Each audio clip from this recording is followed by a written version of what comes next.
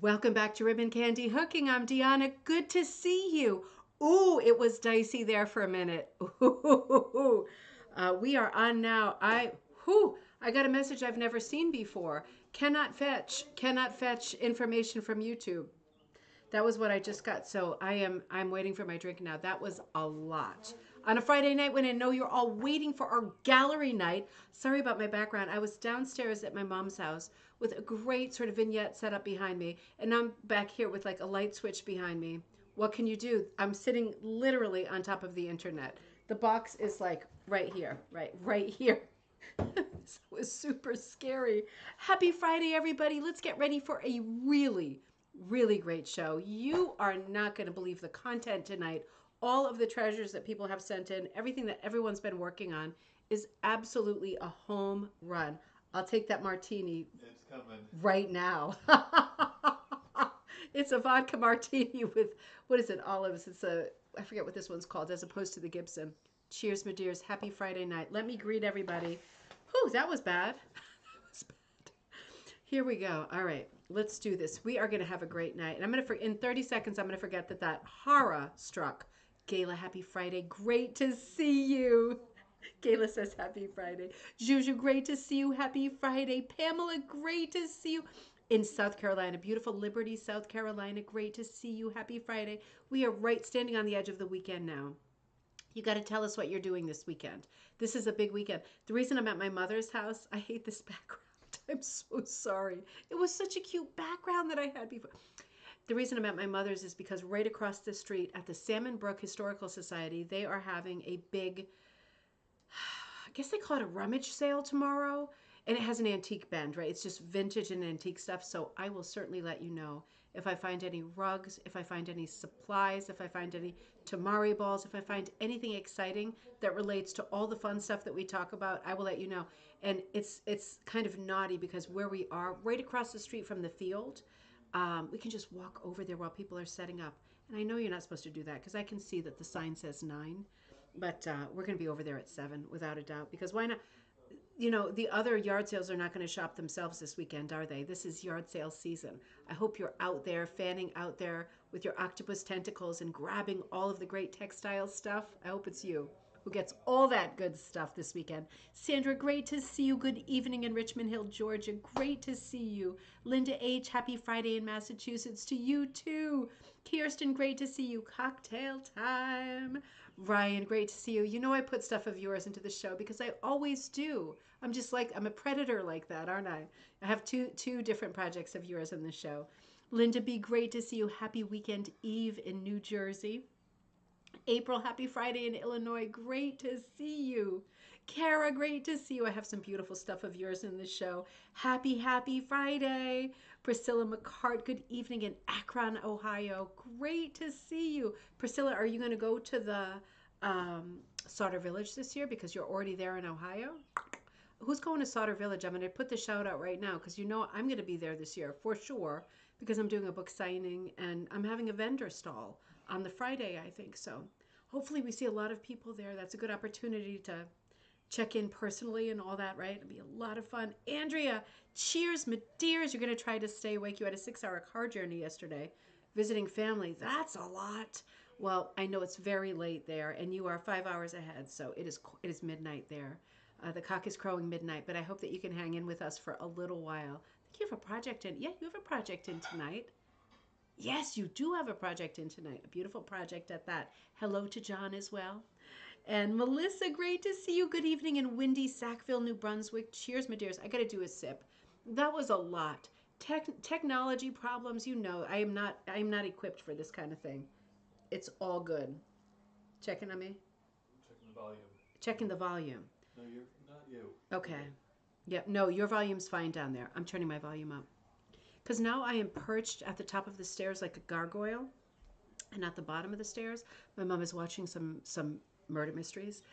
So I don't want to be too loud, but likewise, if you hear that volume, please let me know. I was nice. I was like encapsulated in a little side room with the door shut, soundproof. And all of that ended very abruptly. So I came up to the landing where I am just like flying loose right out in the open here. So let me know if you can hear the volume down there. She's probably watching Madame LeBlanc. So we don't want to hear that too much. We want to hear about everybody's rugs tonight. Joyce, great to see you. Joyce, you have something very nice in the show. Happy Friday from Stroudsburg, Pennsylvania. To Amy, newbie there. Oh, Amy, great to see you in South Florida. Super, super welcome and happy Friday night. Wendy, great to see you. Wendy, you sent such a beautiful project, more than one beautiful project, with beautiful supporting material. Wait till you see this. It's at the end of the show tonight, so I won't run my mouth too much because we want to make it to the end and I want to get through, not through, but you know what I mean. I don't want to rush all this great content, but man, is there great content tonight. You're just going to flip your flippers. Linda, welcome. Amy, Pamela. Hello, Amy in Florida. Good, good, good. Joy, great to see you, my love. Cheers, my dears, in Port Charlotte, Florida. Oh, I love it when you interact with each other. I love watching this thread. Diane, great to see you. Cheers, my dears. I just keep my eye on the thread because I like to know. I like to know what buddies are there. Lisa, great to see you in Pennsylvania. I just want to say, Lisa, you sent me some amazing photos that I am going to use, but it's a whole episode. Also, Robin, if you're on, you sent me some great photos of the embroidery class that you took in Wisconsin, and I'm going to use that as its own episode as well because why not? These are great episodes, and I don't want to square peg them into gallery night because they are their own content. We have been having such great episodes lately. Look at me, I look like a witch. It's partly humidity, it's partly the stress. Don't look too closely. I'm going to get rid of this in a minute. Oh man. Yeah, we were just struggling downstairs in a huge way. Just catching up on your chat, M. Van Stewart. Hello in Imperial Beach, California. Great to see you. Chrissy, happy cocktail night. Great to see you. Dave, hard cider, ham and Swiss sandwich. Cheers, my dears. Cheers to you too in Toronto. Happy Friday. Jude, great to see you. I always wonder if you're going to log on, and I'm so glad that you do. I'm so glad that you do because you are in Scotland? No, UK. Scotland. No, Scotland, right? No, UK. I mean Britain as opposed to Scotland. Yeah, I had one of these already, but it's going to be okay. I've got it together. I really do. My mom's vodka martinis are legendary. We do not have the ironing board bar set up at this moment, but it is something that everybody really who likes to have cocktails in the summer and all year round really should have an ironing board bar. Is it precarious? Yes. Is it destined to fall with a huge catastrophic result? Yes. Still fun. So, Anita, great to see you. Hi, everybody. Have a good long weekend, May 23rd. Is it a long weekend? It's a long weekend in Canada? Is it a special holiday in Canada? I don't think we have a long weekend in the US yet. We are right on the doorstep to Memorial Day. That's coming up, but I don't think we do yet. What's going on in Canada? Ooh, Bonnie. Hi in Palm Coast, Florida. Great to see you. Karen, good evening on a cold, rainy night. Really? Is it cold in Colorado right now? Black Forest, Colorado. Great to see you. Good luck shopping tomorrow. Thank you so much. I will definitely let you know what I find. I hope it's good. It turns out that right here across the street, right, is this biggie, and we'll see how it goes. And then one town over, well, two towns over in Westfield, Mass, is the town-wide yard sale. That's just lucky. I mean, that's serendipity. I didn't know, but we're certainly going to shoot over there and see what we can see. Exciting, isn't it? 'Tis the season. You know what I was thinking before I forget? Let me put this to you and see what you say on this subject.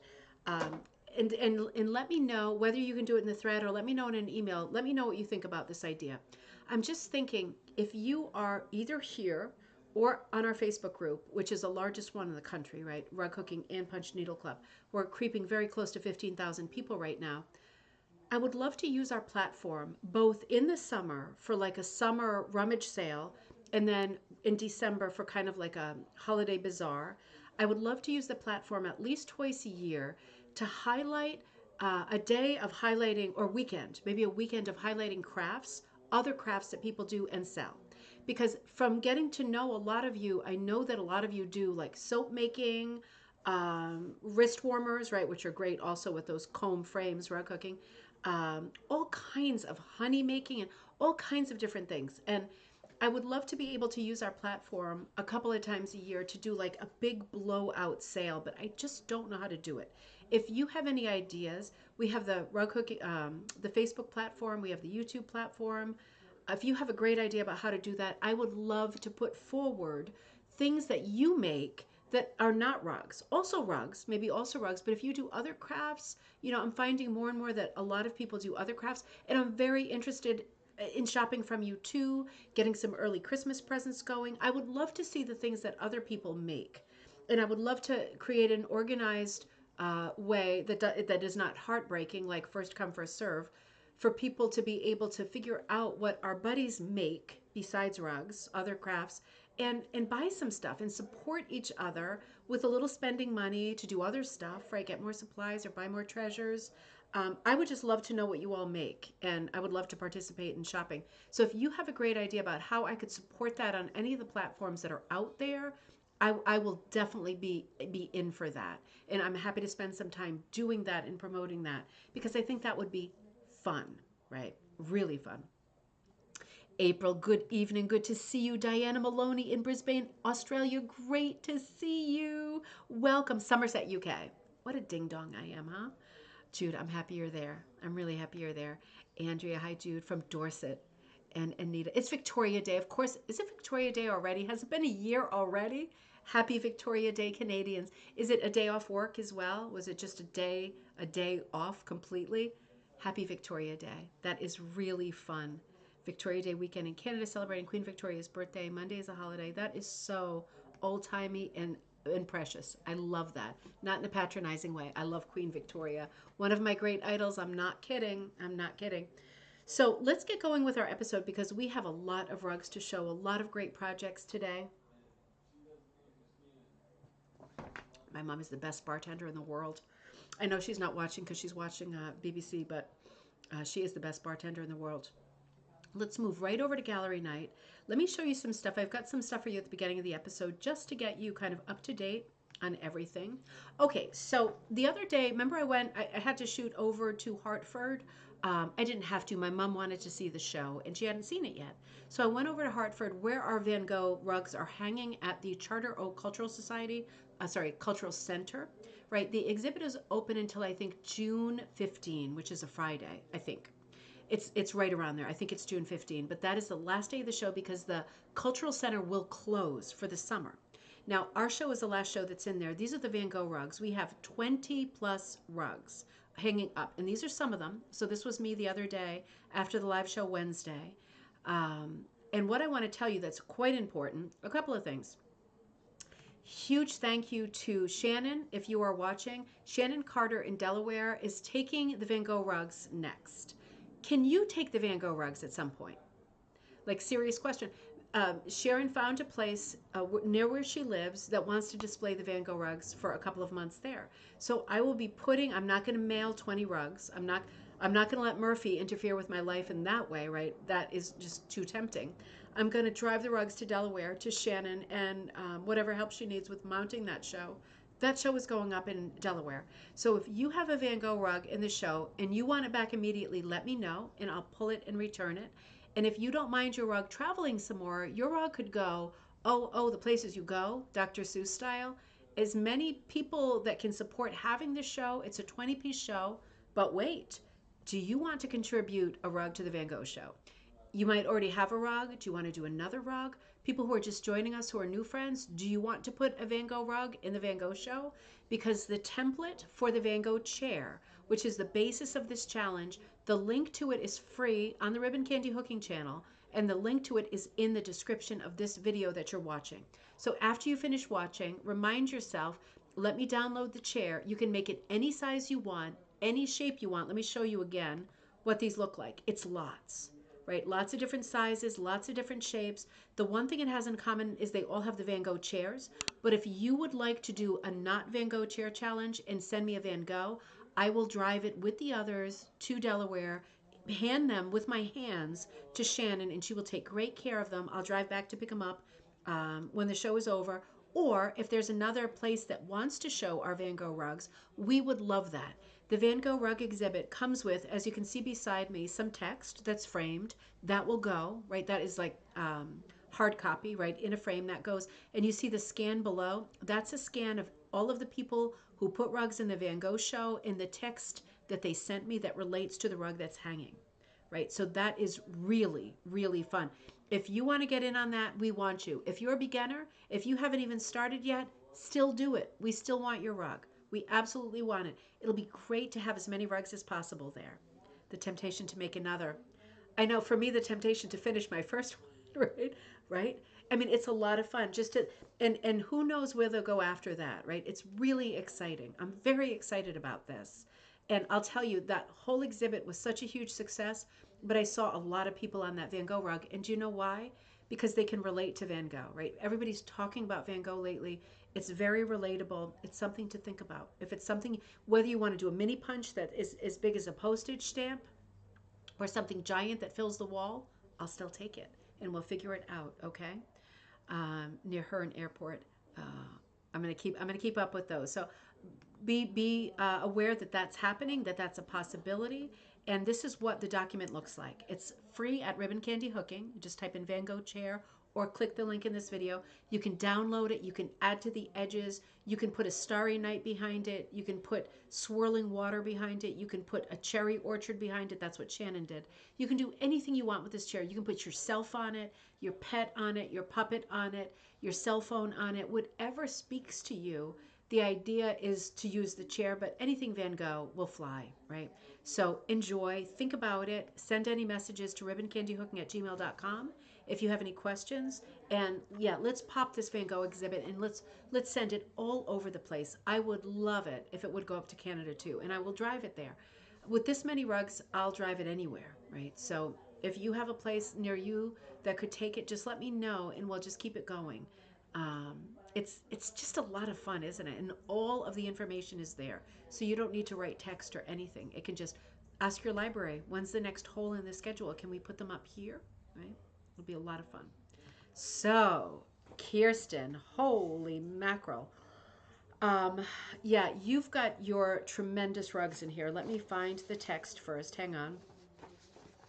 I put this a little bit out of order because I moved stuff around just a little bit. So this is your current work. So this is Kirsten's, Kirsten Gay. Kirsten is our admin. She helps. I mean, help isn't the right word. She drives the Ribbon Candy Hooking brand. She is always there as an admin at Facebook. She is on the phone with me multiple times a day. It's without Kirsten's help, I would not be able to function in any way, right? We wouldn't be doing shows or anything else. There'd be no time for anything but tracing patterns and driving to the post office. So huge shout out and thank you to Kirsten. Kirsten, in her own right, is the most tremendous artist, much better than I am. So Kirsten focuses a lot on animals and cats, particularly because she's involved with like a cat. What would the right word be? It's not charity. I know it's not charity. It's like organization. Anyway, she does a lot with cats, and this is the most extraordinary example so far. This is called the Bee and Me. So she says the hooking is done except for the whiskers and some cleanup.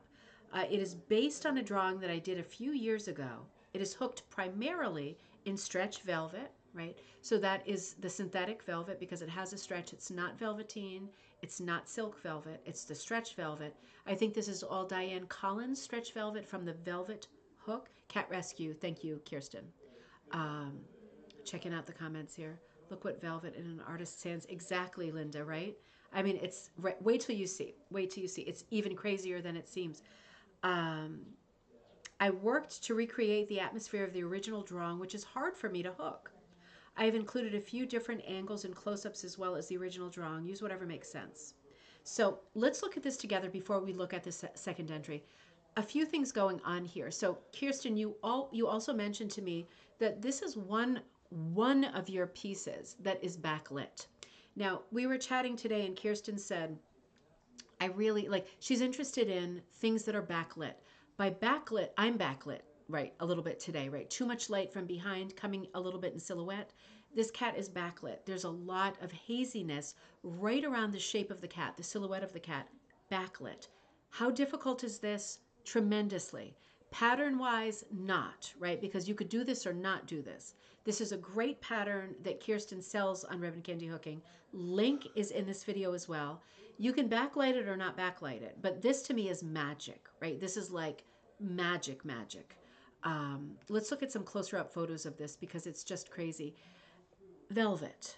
right? Look at all of the shades of velvet. Look at the handling of the directional hooking. Look at the turns. Look at where it goes straight. Look at where it makes sharp angles. Look at where it goes higgledy-piggledy, right? This is amazing. I love this too, Amy. This is crazy.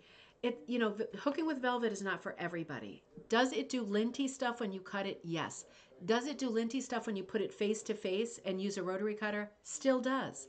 But does it give you an effect like nothing else? Yes, it does. So it's worth giving a shot. If you haven't tried hooking with stretch velvet yet, give it a shot because this kind of ethereal look is what you get with this material, right? It's very different. This pattern isn't posted yet, Kirsten says. I'm sorry, sometime next week. So the second one that Kirsten has, the one that we're about to look at, is already at Ribbon Candy Hooking with a bunch, 2 pages of Kirsten's patterns that are over the top fantastic. And this one is coming soon because she's just finishing it now. I think I have one more shot of this one. Wow.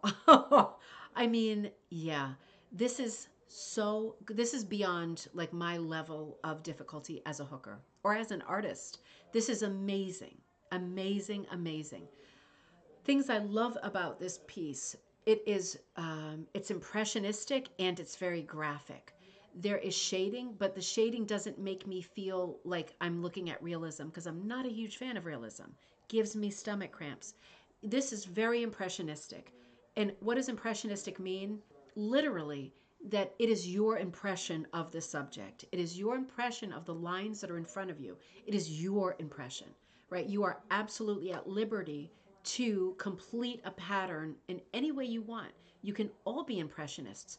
Do you have to sometimes plug in colors and then pull them out because it's a disaster? Yes, 100 times with every piece, right? Jude says, I love the narrow. I love that too. The double frame, it was like black double. That absolutely is fantastic. And I love how you can see through the continuation of the colors into that double frame. It's kind of like a vintage feel to it. I also love how the cat's whiskers are almost the negative or the reverse of the colors, right? So instead of being white, they almost reverse. They're not white. The color that would be behind the cat. It's a magical piece. And it's something that you could copy with this pattern, right? When this pattern appears, you could absolutely copy. Wendy, the light on the kitty's back, right? And the light is like rose colored, right? It's like a sangria color. It's really right because the sky is a rosy pink. So of course the light that's hitting the cat, backlit cat, is going to be a rosy color. It is an extraordinary piece. Whiskers took 6 tries. So Kirsten, thank you for that. For me, it would probably take 26 tries or even more. But the thing is, when you're working on a piece that you are, for Kirsten, this is natural for you, but it's not natural for me. To be able to do a piece that is infused with so much impressionism, so much of myself and my own design aesthetic in it is very hard for me. In hooking it in any form, velvet, whatever, it's difficult. For you, it comes naturally. It is surprising how naturally it can come for people who are meant to hook this way.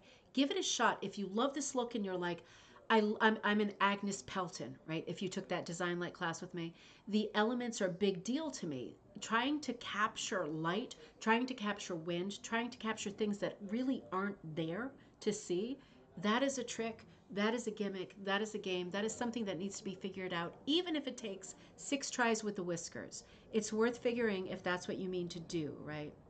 And Pamela says, I also like the bee too. Bees are my spirit insect. Oh my gosh, how cute is that? I wish I had the thing downstairs. I'm going to have to give a shout out. If you like bees, I got to show you what I'm working on later. And this is it. I think I showed you that view. Did I show? I think I showed you this view. Is there one more view? Yeah, this is the view we were looking at. It is just glorious. It is so hazy, so beautiful. And this is the inspiration piece, right, Kirsten? This is what you are working from, right? So this is like an image that you made that you then kind of reverse engineered. And the bee is very, very present, right? And the amount of backlighting is very present too. So there are lots of cues here. Absolutely extraordinary, amazing piece. And a second, well, actually, there's 2 more versions of this. Row in the Sun is already online at Ribbon Candy Hooking. Again, the link is there already. So you wrote, here is the second entry for Cocktail Time. This is a pattern of mine that has 2 versions, a black and a white cat. My friend Kay Lewis hooked both versions. She loved them so much. Her comment was, I really love the eyes.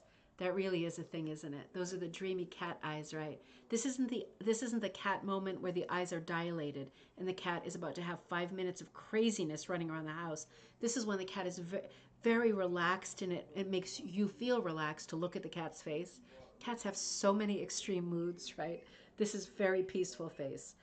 It is hooked with wool yarn. Her husband makes the frames and she paints them to match. So let me show you what Kay's version looks like. Looks like this, right? So this is hooked by Kay Lewis, and this is Row in the Sun. This is one of Kirsten's patterns, and this is the cat done in white. And of course, with any pattern like this, if you're like, well, this looks like a chubby cat in my life, then you do it like your cat, right? And it can be figured out. It's almost like a little bit of a paint by number. You figure out where the colors are, you figure out where the changes are. She's purring. Absolutely, she is, Pamela. Purr. Oh, my cat Pitter Pat has a quiet 5 minutes, and then for the rest of the time, she's wacko. She's a tuxedo cat, though. This is the black version of Row in the Sun. The original design I based on a cat drawing of mine. The cat's name is Row, R-O, and his minions put flowers on his head and snapped a quick photo. I really love the backlight look, and I think Kay matched it perfectly. Kay often attends the ribbon candy hooking virtual Zooms with me on Tuesdays. So I want to remind you that every Tuesday from 10:30 a.m. Eastern Standard Time to 1 p.m., Kirsten hosts the Zoom, and everybody is invited. Everybody is very welcome. That's a long window of time to sit, to hook, to get help, to get answers, to have company, to have laughs, to connect, right? That's a great window of time. That's every Tuesday. So if you want more information on that, contact Kirsten or write me at ribboncandyhooking@gmail.com, and I will forward the info to Kirsten. She will give you the login so you can enjoy just sitting there working on your project. If you're a beginner, what better way to get answers from people who really know, right? April says, love the color. Love her eyes. Her eyes are so well done. Love the color you chose to. Absolutely. And with this row, right, the black row, multicolors in there. So pretty. It's such a beautiful piece. And I think you put the original illustration. Yep.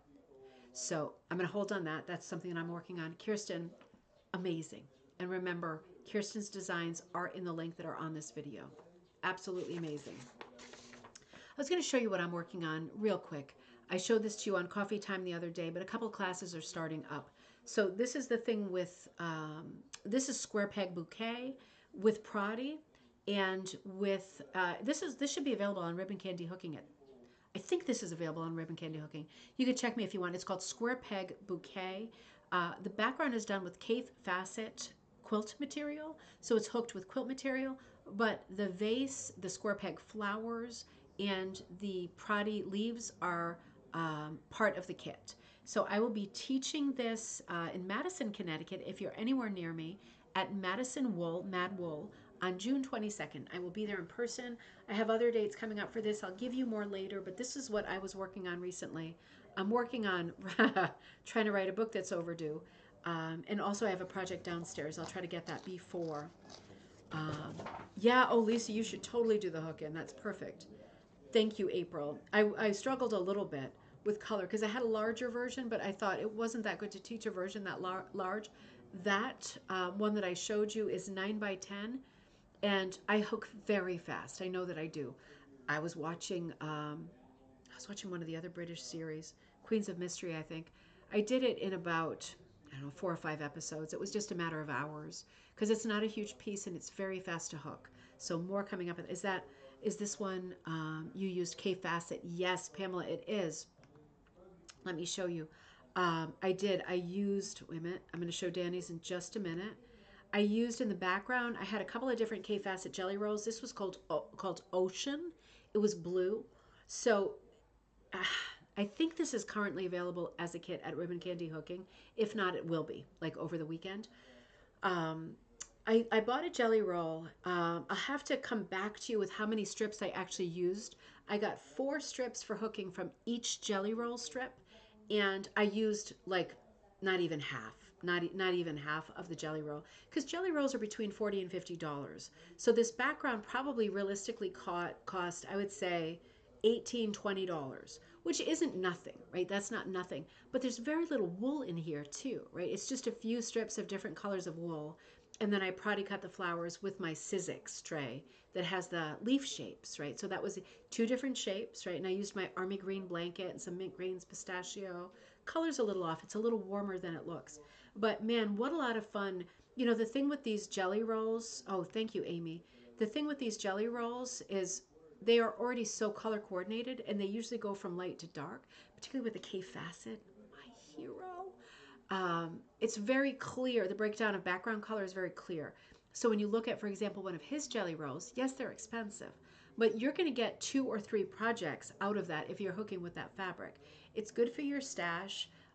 It's also, to be honest, just as good to get whatever your fabric store will cut. If it's like a quarter yard, an eighth of a yard, just get the smallest strips that they'll cut, a whole bunch of them. And then you figure it out if you want to go light to dark or a total hit or miss mix up. Very, very, very fun. It doesn't have to be K facet, does it? It can be anything. Do you have a bunch of 80s fabric sitting around? Because I do. Do I have a bunch of dusty rose fabric with Sunbonnet Sue's on it? Yes. Do I have a bunch of shameful calicos sitting around that are Wedgwood blue and slate blue? Yeah. And I'm going to use all of those to hook with too. Because while they might not make a very nice vest, or anything at this point, just taste wise, right? Taste of change. They are going to be great to hook with. So just look at what you've got, whether it's quilt fabric, dupioni, leftover sewing fabric, tailoring fabric, wool, cotton, whatever. It's going to work for your hooking. It's definitely going to work for your hooking. Whitney, happy Friday. Great to see you. Great to see you. Andrea says, I need to get some of the quilt material. It looks so colorful. It's wildly colorful. And the thing about quilt material, and nothing against wool, right? Because I sell wool and that's my business. You can do mottled wool, you can do spot dyed wool, you can do tie dyed wool, you can do all kinds of tricks with wool. I'm going to say it. I'm sorry, but I'm going to say it. With quilt fabric, you get way more color and detail than you could ever get with wool. And the larger your strip and the wider open your canvas, maybe you're hooking into latch hook backing and you get a big, huge loop. You see a lot of that fabric on the head of that loop, permanently there for you to see. You capture a lot more of the print. Quilting fabric has way more detail than we can get as rug hookers. We can get nuances and shades and a lot of soft beauty, but quilting fabric, you can get those really punch you in the throat colors, right? Mixes of colors, real kaleidoscope of colors. Calicos, crazy stuff that you thought is useful and dirty and musty. Well, we can't smell it, right? Just sort it out, rinse it in some, pretty soft, what's that stuff called? I have it when I do my dyeing. You know, the little eucalyptus, right? Eucalyptus comes in many smells. It's almost like, it's like a soft, careful shampoo for fibers. Like, what is the other one I'm trying to think of?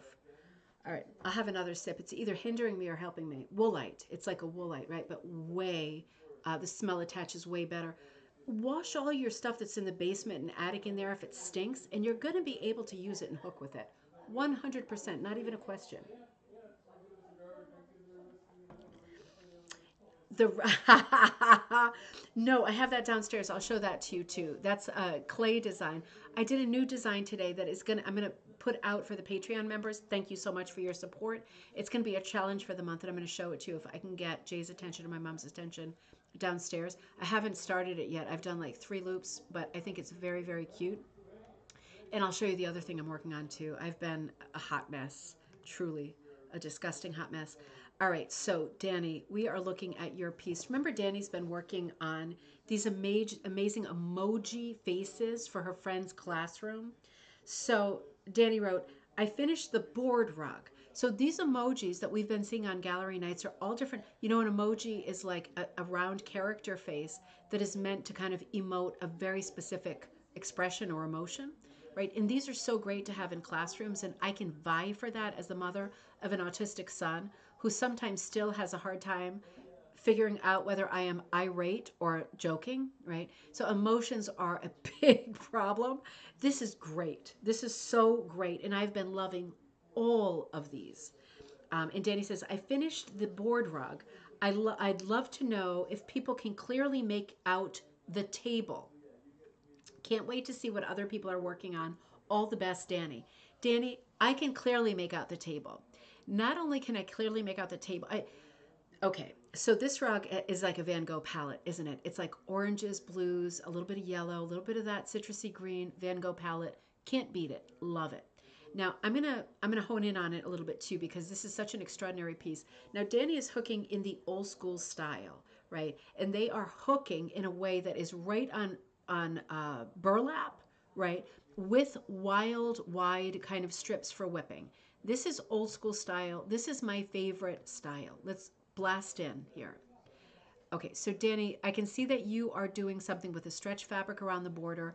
It doesn't get any better than this. This looks like it's all jersey to me. It does not get any better than this. For me, rug hooking does not, this is the heart, right? This is like a sci-fi movie. The heart is still pumping. It is in a glass bell jar. This is the heart, that was gross, of rug hooking. This is the way it was done. This is the way it began. This is the way that I want to hook, always. I love using materials that I have. I love working on patterns, figuring it out as I go. I'm going to make it smaller again, and you remark on the table too. But I just want you to see the materials she's working with. These are all stretchy materials. These are all jerseys, I think. These are over the top, over the top. Um, and because jerseys fray a little bit, right? This is part of the beauty. This is part of the charm. This is part of the romance. Can you see the table? Are you kidding? I can absolutely see the table, right? I mean, this is perfectly clear. There's a few things that are helping a lot. The emoji, the board emoji, the facial expression could not be any better. I like the little dit dot of yellow in the, thank you. I think that's the old shirt I tie-dyed as a kid. Good for you. Good for you. I like the dit dot of yellow in the cheek. I really like that. I like the button nose, the little bouton nose, piton. That's like a little orange with a rusty outline. I like the facial expression, the mouth going right across. Because the thing with emojis that annoy me are like they have such small features. Your emojis have really exaggerated features, and that is what's helping to identify. And for the kids in the classroom, I'm sure, that's what's helping to identify what the emotion is. This is such a good round emotion. You see how it's outlined in orange and then in very dark blue, super sharp contrast, and then in very light blue, even further contrast, and then in the denim blue. It doesn't get any better than this. This is great. The orange goes right underneath, and the orange is very much at odds with the rust color that is the table. Totally can see the table. It reads perfectly. There's nothing else to do. The fact that you put a little bit of blue at the bottom and in the bottom right corner, to me is what makes you a genius. I'm not exaggerating. That's what makes you a genius because 99.99% of people, including myself, would just continue that rust until the border. Whether you ran out or not doesn't matter. The fact that you brought in the darker color that kind of rainbows above, it brought it into the bottom again is absolutely brilliant. And I'm seeing some lighter pops of the kind of camel khaki color that makes up the emoji. It's absolutely brilliant. It's just brilliant. There is so much to the emotion in this face. It really is amazing. He, yep. Sorry, Danny. Just realized that you're here. I love the colors you used for the outlines. Absolutely. Thank you. I'm learning facial expression. Yeah, I mean, it's all about cartooning and getting those lines down, and it's not intuitive at all. It's something to learn, right? It's something to figure out. But Danny, you have more than like done an emoji. You have figured out your own style because all of the characters that you've shown so far have a very definite style and they are very cohesive. So it's like if you were to line all of these characters up next to each other, I would absolutely know that it was your work. And that means that you have a style. And that is the most elusive thing in the world. People like me are always hoping to have a style, and it never really comes. You have a style. So that is something really to celebrate. Sharon says, this is me at work, at a work meeting, listening to that employee that just won't shut up, right? The one that is doing some butt kissing and just taking way too long, cutting into lunch. And oh, yes, I know that person too. Love the face. Oh, Danny, that was really, really good. Keep them coming. Keep them coming. I'm sure your friend is really grateful too. Brenda, you sent in a great piece that is designed by Jean Benjamin of New Earth Designs. It's called Chimera. The CH is pronounced K. Okay, so it's called Chimera. Thank you. You see how I fell into that trap? Thank you. I needed that. It means a thing that is hoped for, but in fact is illusory or impossible to achieve. Oh, that is a great kind of thought, isn't it? Chimera. Oh, so something that you really want, but that is not possible to get. That is an interesting concept. Frustrating, tail chasing kind of a thing, but a really big overarching idea, isn't it? A fire breathing she monster in Greek mythology having a lion's head, a goat's body, and a serpent's tail. I used all scraps except for the background. This is 38 by 48. Brenda, oh, God, you're killing it. This is killing me. This is really killing me. Um, Lots of things to look at. Absolutely. I just love the idea of this. This is a very abstract idea, the chimera. Um, it immediately I'm so many colors, so many colors. And it's kind of magic how this can hold together with this many colors. Part of it is that the border is a very strong color, like that nice russet color. It's got a very definite border, inner border, right? That small inner border of like the yellow kind of daisy flowers, right? It's very stylized little flowers, different colored centers. So keeping going with the colorful kind of trend. But that very petite kind of cross-stitchy inner border is very much at odds and at war with the busyness of the center motif, right? The black background, the main part, and the outer border, both very busy. That tiny petite border that is done in a very different style. Yes, Jude, it does look like silk embroidery, is what's keeping this together, right? Because it's almost like that doesn't fit. And the fact that it doesn't fit, it's holding it in place, right? It's holding it because your eye stops there in a good way. It's going, oh, look at all these dots in the centers of these flowers. How pretty, right? That matches. But it really is holding your eye because it is so kind of old fashioned, the flowers. It's so geometric and everything else is wild and crazy and loose, right? So think about contrast when you're working on a piece like this. If it's already a design piece, Jean Benjamin is obviously a pro and a goddess. So that part's done. But in terms of hooking it, choosing colors is tricky too. And Brenda, you have done a great job with this piece because you have maintained this impossible amount of color variation and variety, but it still remains very easy to read and very cohesive. Can we wear a rug? Lisa, I know. Isn't this something that you would want to like wrap around you like a superhero? It's just phenomenal. It's just phenomenal. So, things to remember, right? If you've got more than one color going with color, there's two different sections of this rug that are very, very busy with lots of color variety. If you do that, you do need something that stops the eye, that is very geometric, very predictable, a different scale, in a completely different style. You absolutely need that. Even if you put just a black border or black border with a stripe, it is going to stop and interrupt. And it's going to hold the two sections that are electric and you're juggling all these colors. It's going to hold those in a very stable way, right? So think about the use of color, think about the use of pattern. If you get a pattern and you think to yourself, whoa, I want to blast this out with colors like this, like Brenda's done here with Jean Benjamin's pattern. I want to blast this. What can I do to be sure that the composition remains stable? Use a solid or use a totally different scale print like this inner border, like the little yellow one. Think about doing something like that to halt the piece, to hold the two pieces separate. Yes, they will merge and mingle. Of course they will, because there's so much color in both.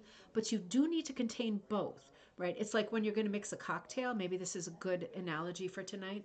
You have to have the two beverages that you're going to mix separate first, right? Because if you mix them all at once, it is going to be shapeless, right? It's going to be way too hard to define, to mix, to measure, to shape, right? You have to start with defined parts, and you can make them crazy and you can jumble them up. The eye will do that on its own, but you have to make sure that they are in separate containers to begin with, or you're going to run into some trouble.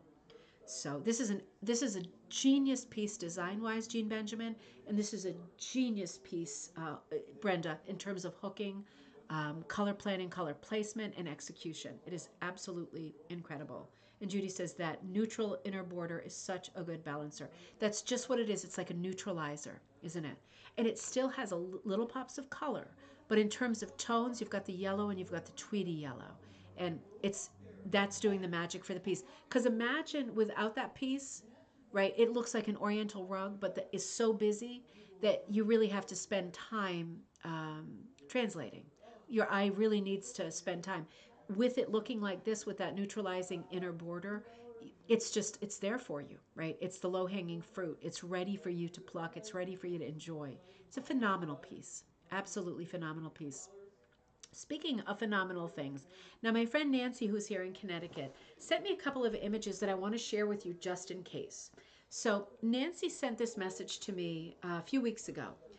She wrote, Cindy Hull, the woman who gave. Okay, so I went over and got a ton of wool from Nancy that I'm going to be hooking with personal projects and stuff, and I'll bring to some classes when I teach in person. If you are with me in person, you're going to enjoy this stuff too. It's some bags of wool that are just absolutely beautiful. So she got this wool from Cindy, and I went over to Nancy's to pick it up. And Nancy said Cindy also had these two unfinished pieces from her mom.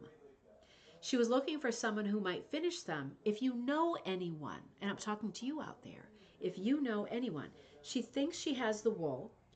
She will just hang them unfinished if she can't find anyone to finish them, right? But she's willing to pay, and depending on the cost, right? She's looking for someone.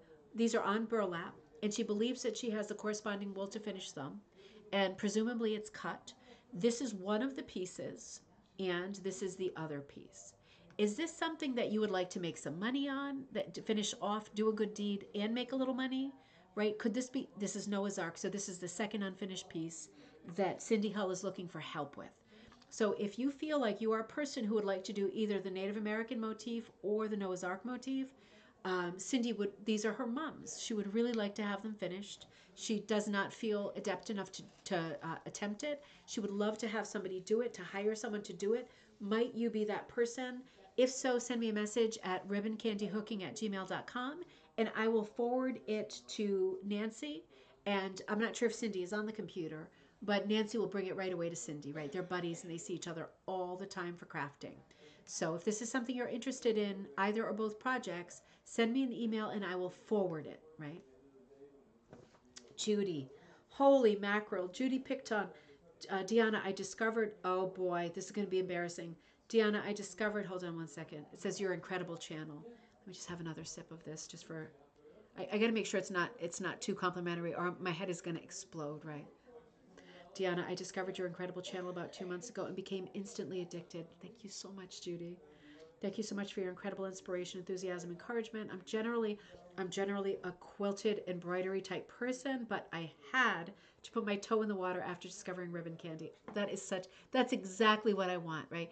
The reason I never sleep, right, and I'm crazy is because this is exactly what I hope for, that people will find this, enjoy it, find the channel, find things that you can dig into and enjoy, find inspiration, find company, find relief. This is what it's about, right? This is definitely what it's about. My punch needle, I experimented with many cheap needles before buying a Nurge, Nurge. I don't know that one. That was the clincher. My rug hooking is still a work in progress. I have fallen out with it now. That can happen. I fall out with everything and everybody from time to time. Wasted too much time on wrong cloth. Yes, yes. The imposter monk cloth, right? And the other stupid things that don't work for hooking. Yeah, that is a real wind up, to say the least. To not use a swear, that's a real wind up. Even though Deanna keeps telling me not to. Eventually I listened and I got monk's cloth.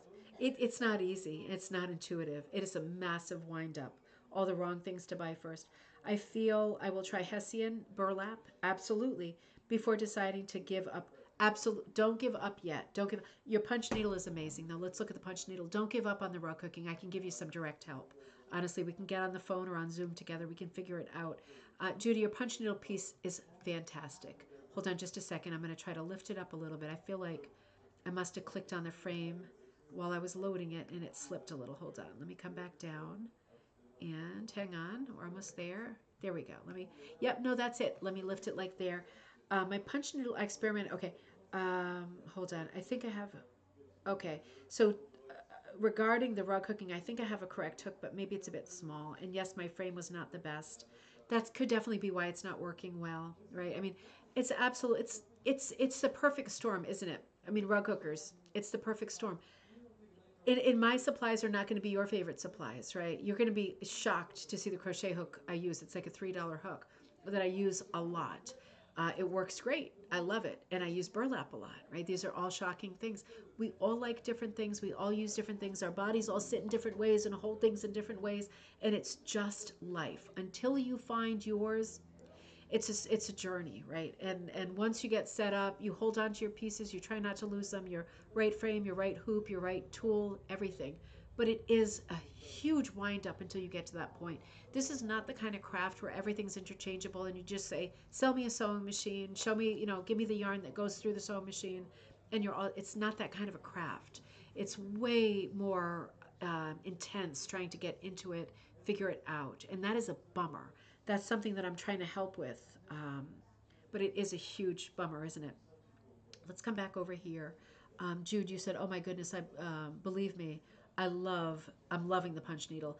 Absolutely. So this looks like mini punch. This looks like Russian punch. This is absolutely gorgeous. I might be wrong. This might be yarn on. You know what? I think it is yarn on monk's cloth. I don't think that's weaver's cloth. I think this is traditional punch. I take it back. This is absolutely beautiful. Judy, do not give up. Do not give up on all. Like, if you have to let go of the rug hooking for sanity's sake, I understand. I support that. But do not give up on textiles because this is over the top. I love the vase. I love the design of the vase, kind of that stone vase with like divisions in it. Look at the colors of the leaves. Look at the broken down background, right? This is crazy. This is just what I live for, right? It's a recognizable thing that we're seeing. It's very expressionist. It's very colorist. It's not impressionist. It's expressionist. You're making an expression of what you're thinking. These colors create an expression, right? Impression, not so much. Expression, yes. Way bolder, way more color driven. The broken down background is so in keeping with traditional rug hooking. Kirsten says, so much fun color. Linda says, looks beautiful. It absolutely is insanely beautiful. I would frame this piece and hang it over the mantle. I would. I absolutely love the colors. I love where you outlined. I love where you didn't. I love the way that some flowers disappear into the background. I love the irregular and spontaneous color breakdown in the background. I love those red circles of color. I love that they are a fair repeat, right? They're kind of red circles with blue and orangey goldenrod check in the center. The amount of color in this piece is extraordinary. I love that you seem to have spontaneously blocked it out as you've gone or as you've run out of colors. And why not? Why can't a floral bouquet be a hit or miss? Right? This is that. If you have a yarn I just put together a yarn sampler today for Jane. Her husband is in some kind of rehab, and she wanted to get something for him. And she ordered a pattern that was an antique pattern that you could totally blast out as a hit or miss pattern. And I put together a wacky, extra large yarn set. I put a bunch of extra colors in there. They're each about 22 yards, right? I always do extra everything, extra colors and extra yardage. And I thought, this is perfect. This isn't the pattern, but it's a similar floral bouquet, right? It's an antique pattern. It's absolutely brilliant thought to use a yarn sampler of any sort, right? And when you run out of a color, what do? Try to get online and match it, shop for more? No. You move to the next color, just like you would if it was 1860. And that's what makes these pieces glow. And if you think, "Oh, I can never do the color planning," give it a try. Give it a try. Try running out of a color enough times and having to work with what's in front of you, and it will come out beautiful and glowing and gorgeous, like high art. This really is high art, Judy. This is fantastic. I'm looking at, okay, Judy, you did some other pieces too. This is the rug hooking that you have fallen out of love with. Okay. I am still in love. And I immediately can see that in the tree, you are doing the red rings again that you did on the bouquet, right? Do you see that too? That is the first thing that I'm noticing. Judy, you have a style. You have a style. You've got the heavy flowers on the bottom left. You are incorporating motifs that you like to work with, that are your comfort zone, that are your happy zone. This is amazing. Please finish this piece. The house on the right, that primitive house, the color division in the background, it looks like an old-time, authentic rug hooked piece. I love the proportions being off. I love the flowers on the bottom left being much larger and out of proportion with the tree. They seem closer to you. I love the tree sitting there with a very kind of bulbous top.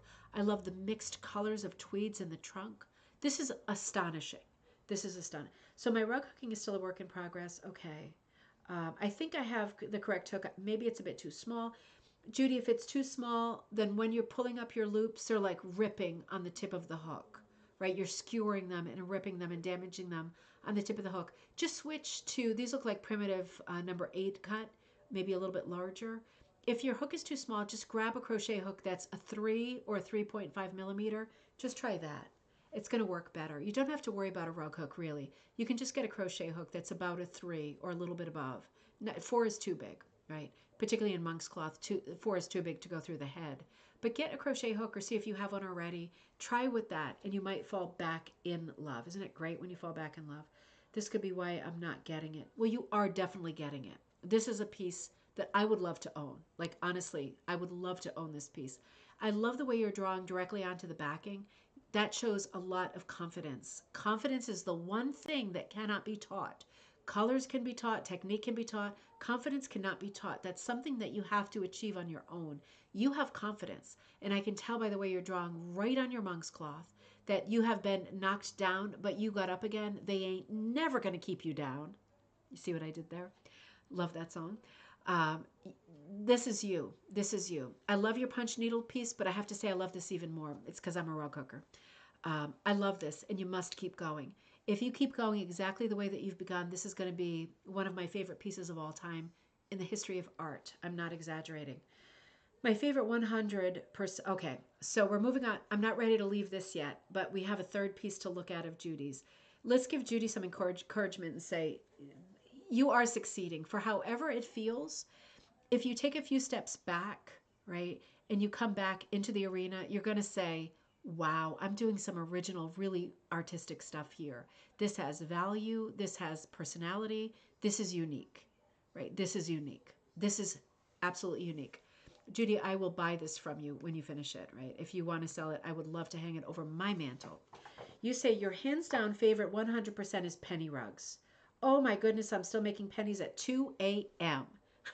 Good for you. Good for you. That is a great kind of a mania, isn't it? I get I get lost deep in the whole process. I just started dyeing my wool cloth. Haven't done that in about 40 years. Thank you so much. I think you finally found my perfect retirement activity. Deanna, your enthusiasm and belief that we can all do this is outstanding. Sending love and great respect from a very green UK, another buddy in the UK. Did you hear that, friends in the UK who are logged on? That is great news. This is super charming and nostalgic. And can't we all identify with being naughty and awake at 2 a.m. working on crafts? It's just the best. It's like a whole subculture of people that do this stuff, isn't it? It's us. I just love this piece. These are penny rugs that are placed together, and it looks like these are on a background. I was going to say maybe these aren't on a background. They are on a background. It's a tan background. These are so beautiful. I love these. Judy, I love these, but I like your rug hooking the best. I know you probably don't want to hear that. Might not be the right time to hear that. I love your punch needle. I love your penny rugs, and I love your rug hooking. I love all three. I love all three. Keep going with everything. Yeah, good. I like to see those encouraging remarks there. Kara, gosh, you sent some beautiful work this week. So you designed this piece for Easter. He is risen. This is absolutely beautiful, or has risen. I'm sorry. I see both, right? Absolutely beautiful. Kara, you too, you are drawing right onto your backing. This shows so much confidence. Confidence is the thing, right? It's the thing. It is that elusive thing to work toward. Sometimes, technique fails you, color planning fails you, materials fail you. Confidence will not fail you. Just believe in the idea behind what you're trying to do. Just do it. Just draw it. If it fails, draw darker with another Sharpie or a different color Sharpie. Just keep going until you have that design exactly the way that you want it. the only person you have to please is you. So keep drawing. If you completely bomb out, just flip your monk's cloth or your backing over and try again. Who cares? Honestly, who cares? In 100 years, it ain't going to make any difference, is it? But it's just not wasting your material, right? Just different colors. Go to different colors. Might they bleed a little? They might bleed a little. Use as many Sharpie colors as you need to be able to get your design on there. Kara got there sooner rather than later. This design is absolutely beautiful. He has risen. Beautiful floral, beautiful text, very recognizable font, right? I love the very bold, heavy font. It's a very important message. It's a very beautiful composition. I love that the text is in the middle. It reminds me of an illumination, right? Like a proper book illustration, very old-fashioned illustration with the font in the middle. I love it. I love the heaviness of the font. I love the neutral colors of the font. And I love the brightness and the earthiness of the colors of the font, right? Particularly for Easter, right? And rolling the stone over the tomb away. Like all of this kind of earthiness, all of these natural materials. I feel that in the center of it. And then I'm looking at all these light colors that are popping up springtime around the edges. Very Easter, very message driven, very important, very beautiful. Really, really, really lovely. And I think there's some, I love to see as it goes along, different time of day too. You can tell it's brighter time of day here. It was night in the last one. You can see how the colors are evolving. They are so beautiful. So beautiful. I love a little bit of the outlining on the clouds.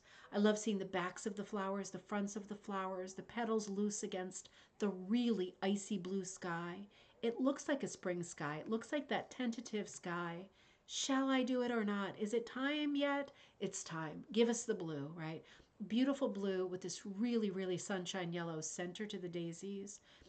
Beautiful earthy colors, right? Of the background if he has risen, but also some of the leaves are catching that really earthy, almost like they just sprung up all at once. It really is a stunning piece. This is a second piece that Kara did. I designed this flower pot. Most of the yarn I have dyed in the past. So so this is also astonishingly beautiful. You have got to love a bouquet with flowers that are sticking up like this and you can see each one perfectly. You have got to love an unrealistic bouquet. That is what folk art is all about, right? I love to see each flower stretching up, right? Stretching up to live. And perfectly fanned out, perfectly arranged. Polka dot vase, I would have never thought of that. Great inspiration. Kara, you are an expert at using neutral colors because this is filled with neutral colors. And I love your color plan. I wouldn't change a single color on this. Very, very kind of angel skin khaki table, dark gray charcoal vase with kind of vanilla polka dots, and then a heathery gray, medium gray background. And then that provides a neutral backdrop for all of these flowers to really pop. They really pop. And it's a great composition doing something like this and using materials you already have, right? This is just fantastic. It is absolutely fantastic. It looks like, I'm going to stretch it a little bit. It looks like the stems are chain stitched. They are, look at that. The stems are crochet chain stitched and embedded and attached. That is so beautiful because it gives you a real sense of movement. Ryan says, is this Aida cloth? Let me see. It looks like Aida cloth, but yet she's been able to pull yarn through. Is that possible? It might just be unlined monk's cloth. It does look like Aida cloth. Did you crochet this? Melanie, that's a definite yes to crochet the stems. I don't know if Kara is... Kara, you are on right now, aren't you? I definitely think that the stems are crocheted. And I love the stems. And yeah, is that Aida cloth? And were you able to make that work? Because it does look like Aida. Aida is like cross-stitch backing. That is interesting, Ryan. Ryan, you are good. You are like a hawk. You have the eagle's eye. Let's see if Kara responds. That's going to be a big cliffhanger for me. And this is the third piece that Karen sent in. She says, I drew boxes or squares, then drew the Kirtland Temple in the center. The idea was to get the building to stand out from the background. Now, let's do this together. Let me take a quick sip because using boxes like this is really smart. Composition-wise, Kara is creating an echo. right? So right from the center, we are seeing the top, like the sort of head, the forehead of the church, with a little bit of the steeple, the Kirtland Temple, right? This is in Ohio, Kirtland, Ohio. This is a Church of Latter-day Saints temple. This is a famous historic building. I'm going to show you some older pictures of it. I remember this from my tours. Absolutely moving, stirring, inspirational, really historic building. When you do something like this with colors, you are creating an echo. Your composition is going to be strong. Does it seem like the church is too small? It's not going to be. It's not going to be. And you're going to see how this works. This is brilliant. Kara, I'm thinking you know a lot about composition because she's hatching away at the church like this, right? Beautiful warm glow in the windows. It does look like Aida cloth. It is looking beautiful. And on this one, you wrote, I thought better of the bulky purple yarn. I don't know what we're going to see in the next photo yet because I dropped them in pretty robotically. I have to say I love that purple at the bottom. I love the purple. I love the outline in, I chain stitch it. Oh, Kara says I chain stitch it to monk's cloth. So this is monk's cloth. It's just the ungridded. Kara, these are astonishing. I love the outline in gray rather than black. I love the yellow windows. I love the heavy. Oh, Wendy, you lived in Kirtland, Ohio. How interesting is that? I love that purple. I have to say I do. I love it's out of scale with the church in the background. Don't you love the color changing variegated background? The greens to plums to the wine colors. And wait, there's more. No, wait a minute. This is what you do. No, what do you mean? You thought better of the. Are you Kara? Are you taking away the purple? Because I really love that purple at the bottom. It's your piece and it's up to you. But I really love the scale change. I really love the purple at the bottom.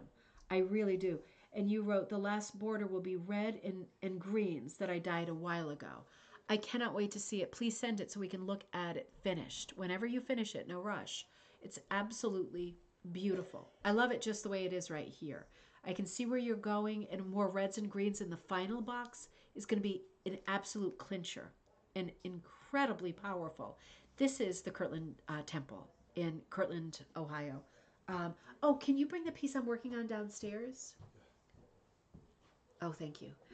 Some water, just in case I get too drunk.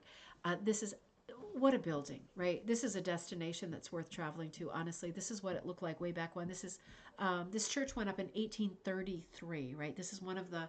Kara, tell me if I'm wrong, right? Because I'm going on memory, but this is one of the sites that Joseph Smith said there needs to be a church here, right? When they were making the kind of westward journey and getting kind of picked off and that was just a horrible story, wasn't it? Of trying to find the right place to settle, getting in lots of terrible struggles, being really abused by whoever was living there already, not wanting a new congregation in a church building. I think this is one of the ones that Joseph Smith said there needs to be a church right here. I don't know how much he had to do with the design and the construction of this church, but I feel like he was at least the beginning part of this story. Absolutely beautiful. What an inspiration. I love that you are so inspired by faith and that comes through in your pieces. That is really magical. This is the interior of the Kirtland Church, temple. Really, really a box pews, historic building. Oops, wait a minute.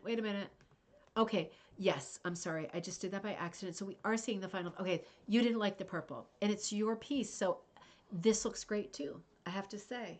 Here, put it right here. I'll show this at the end. Thank you. Oh, wait a minute. I just accidentally, doing bad stuff behind the scenes. All right. Thank you. Kara, this is so lovely. This is so lovely. And these are your own design. You should be so proud to have such beautiful designs in your catalog of work. Really meaningful and really special. Absolutely love all three. Fantastic. Melanie, totally changing tracks here. Melanie sent, hi Deanna, this was my beading project while we were in COVID lockdown. Now remember Melanie was doing that crazy beading that was like numbered. It was miniature. It was absolute witchcraft. It must be, just kidding. I'm just kidding. It was so crazy. I'm going to expand this so you can really see. She says, it took me 6 months of working on it every day.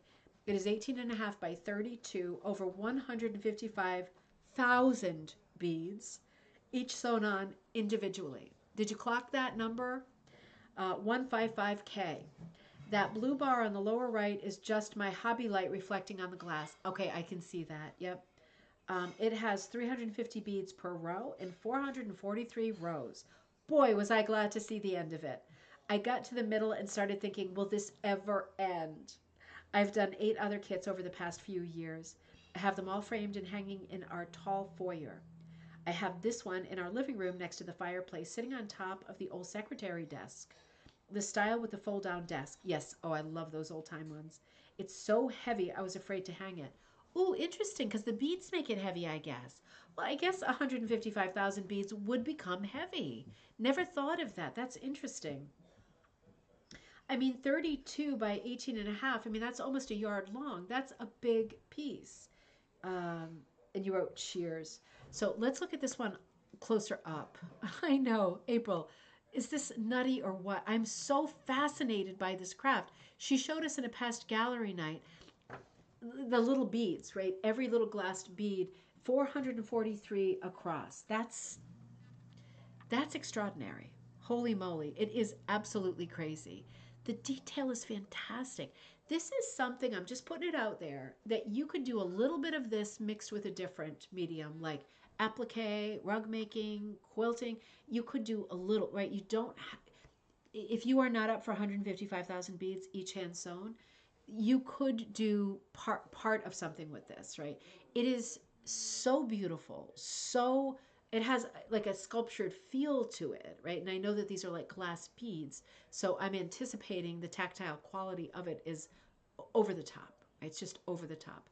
Melanie, this is just a crazy piece. It's absolutely beautiful.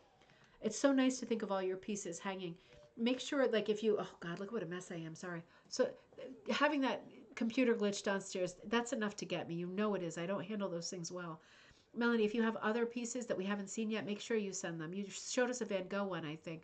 I'd love to see all of them because these are just, it's just another thing to think about, right, as a possible hobby. Yeah, Melanie says, yes, I would do it again. I really like the charted beading. I can see that part being interesting because it has a shape, right? Speaking of things that don't have shapes, it has a shape. You know exactly what you're supposed to do next. And I can see how that would be reassuring. And it's almost like cross stitch. But I would rather do beading than cross stitch, I have to say. Nothing against cross stitch, but just they don't make glasses, right? I need the Hubble telescope to be able to see what I'm working on. Melanie, it is beautiful. It's super beautiful. And this is another piece. Hi, Deanna. I got this one off the frame. It is steamed, but still needs trimming and whipping. I just can't seem to settle on the color for the whip stitching. I thought I might use the dark pumpkin color at the base. Okay, we can help with this. Of the yellow flowers. Just not sure if I like it next to the red. Okay, because you have a border on that's like a mustard yellow and then the red. I like it next to. I'm going to use beads for the bunny's eye and nose and maybe a definition on the paws. I see the bunny. I think it is going to help spark him up a little bit. He's definitely there. I don't think that's a huge problem, but I think a little detail is going to be great. I love the bird on top. I love the directional hooking of the watering can, right? The top to bottom is really beautiful. I like the kind of black and white mixed fiber you're using for shadows and for the rings on the top and bottom of the can. I love the shadow on the handle of the can. I love the rivets or nails in the can, right? Those dark circles. I love the shadow at the bottom of the piece, and I love the hit or miss background. I love the flowers. I really love the background of the grass, right? With that kind of sagey green, and then like the black and the yellow reminds me of like Indian corn, right? You can still say Indian corn, right? Isn't that one of the things you can say? I just love this piece. It's super whimsical. It's a great composition. It's a lot of fun. What do we think about the whipping? For me, I'm going to say I would go with the outer red. I would whip it with the outer red. I don't know. The two outer borders, the mustard and the red, are very skinny borders, one row. I love that. But I think if you immediately go to a third color, that the border as it stands in the mustard and red is going to lose something. I think you have to do, I mean, for me, you don't have to do anything. I would go for the red because you'll still see that pop of mustard on the edge. But I think we need a little more red because that red flower is really heavy in the composition, and the dark leaves on the red flower are very heavy in the composition. And I think using that, a repeat of that heavy color in the border is going to shore it up because there's a lot of activity in the green grass that I love so much and in the blue sky that I love so much. I think you need that very heavy dark red border to really seal the deal. That is 100% what I would go for without a second thought. Just in terms of making a solid edging on it, giving it some weight, because it's a weighty piece with a weighty central motif as the watering can, and that one flower is very heavy. The other two are very filigree, like finger flowers, right? But that one red flower is very heavy, and I think you need to carry that color into the border to just cement that deal, right? It's a marriage made in heaven here, color wise. But I would continue that red to really consummate, right? To use a marriage term, to consummate the whole deal. That's what I would do. Maybe other people are chiming in with different. Danny also agrees. Red would be. I think that's going to be the. I think that's going to be the thing. And the red is really going to pop the blue and the green, right? That kind of a cool red is going to pop both. I think that's really smart. It's a beautiful piece, and I love it. Melanie, the light green with the yellow and black is a green background and a little yellow and black bumblebees in a number 7 strip. Oh, are they all bumble? Wait a minute. The light green with yellow and black is a green background with little yellow and black. Okay, let me make it larger. Are those a bunch of bumblebees? I mean, I'm going to go for that. I love the bumblebees. Hold on. Let me come a little bit closer. I thought it was a pattern. I need to stretch. I need to stretch. Here we go. Wait a minute. Let's look at some bumblebees. Wait a minute. I can go back. I can do better. Oh, they're like icy. It's like they're buzzing around. They're totally bumblebee colors. I mean, yellow and black. I get it. I get it. Oh, that's super atmospheric. Now I got to make it small again. Hang on. Let me make it small. That's super atmospheric. I love it. It has such a spring feel. I have to say, it's not traditional spring colors, but I have to say this piece gives me more of a spring feel than any piece I can think of. I think it's the subject. It's almost like a still life, right? But it had like the sky is moody too, like spring, right? Like rainy, showery, unpredictable spring. I really love this piece. It screams spring to me. And that's a further reason for me for putting the red border on it because red is not a spring color. So keeping it unpredictable, keeping the contrast, keeping the drama, that's what I would go for. I have to show you, B was the magic word. I have to show you what I'm working on here. This pattern I'm going to send to Patreon members over the weekend and I have another pattern for you at the beginning of the month. Let me take a sip. My mouth just runs for so long, right? So I was writing in my diary the other night, as I do, and in the margins sometimes I put little drawings if I just feel like it. Sometimes I don't feel like writing words because I'm not in a good place or whatever, but sometimes I just feel like drawing pictures instead of writing words, and I figure, who cares, right? Nobody's going to see it until I do a crime and they confiscate my diary. Just kidding. So sometimes I do pictures instead, and I did this picture the other night. I'm going to tell you a few things I did here. It has a B. I'm doing it as mini punch, and I just put the first few hoozy madoozies in it. Can you see that? It's backwards because it's a mini punch pattern, and it is a fortune telling bee, and she's at a fortune telling table. Karen, I was thinking of your fortune teller, right? I'm a total copycat. I'm like, I've got to do a bee wearing a turban that is a fortune teller, and she's got her little eyes closed. And then I was thinking, what kind of fortune would be good? And I went way down the rabbit hole with fortunes, and I couldn't really find any that I really liked. So I did Love is Waiting in an Unexpected Place. And I thought, that's really good, isn't it? And I think I'm going to put this pattern out without a fortune for Patreon members. This will be like your second free pattern this month, just for fun. It's going to be a challenge. There's going to be a Patreon challenge. Can you do this pattern with me? You can do this fortune if you want, but do you have a fortune that you would rather do that resonates with you? If you Google like fortune cookie sayings and predictions, you will find tons of fortunes there, and you might find one that is eerie and resonates, right? So you want to know what I did with this that was so me? I used the sulky transfer pen to transfer the design right when I got to my mom's house. And I said, okay, so hang on, because the last thing that I transferred, I screwed up because it was the wrong way around, right? And I'm punching it so it needs to be reversed. So I sat there with my bee drawing and I traced it with the sulky marker, reversed. I traced the back of it because I said it needs to be reversed. You know where I'm going with this? And then I ironed it onto the backing and can you, oh, you can't see, but yeah, it was still reversed. I still cocked it up, right? I'm trying not to say I swear. I cocked it up because I reversed it for punch needle, and punch needle is reversed. I just did this last weekend, and I did it again, right? It's like stop me before I kill again. It's unbelievable, right? I'm like a professional person. And it's not martinis, it's stupidity. It's stupidity and lack of focus. But you know what? I just traced it through with the Sharpie marker and it's going to be fine. And I'm using my pretty punch as usual, which is this guy. And I have the threader this time, so no more monkey business. And then I found this yarn when I was with my mom and we went to Cape May a couple springs ago. It was her Mother's Day gift.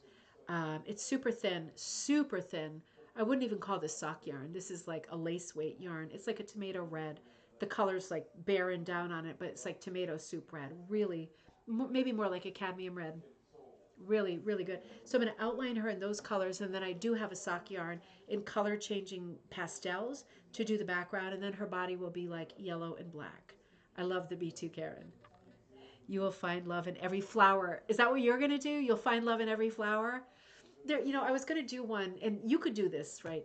That says like something like, because it has to be magical, like um, who's the fortune telling machine, right? From the movie Big, uh, uh, uh, Zorak,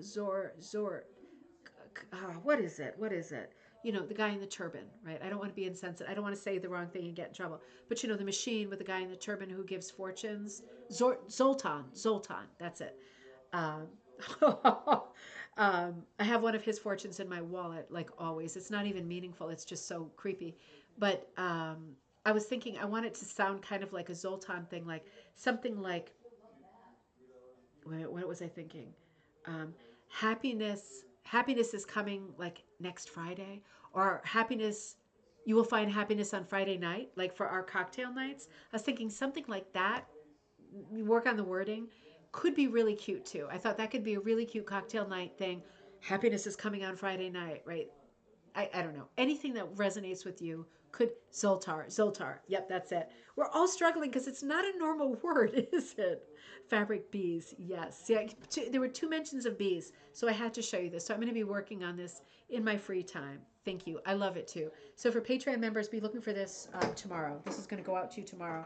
And it is going to be your challenge, right? I haven't done a challenge for a couple months since the recipe book challenge. So for Patreon members, remember we have our little group, the Ribbon Candy Club, right? That's for Patreon members. That's another Facebook group. If you're a Patreon member, make sure you're in there and be sharing the progress of your special Patreon projects. And other members can certainly put projects out to other people. Don't wait for me. I'm trying to write this book that was due on May 1st. So if you have ideas and you want to put them out there for other Patreon members, please do that. I'll join in when I can, right? Juju says my husband's name and son's is Zoltan. I think the fortune teller in Zoltar. Okay, so there is a distinction between those names. That is eerie, right?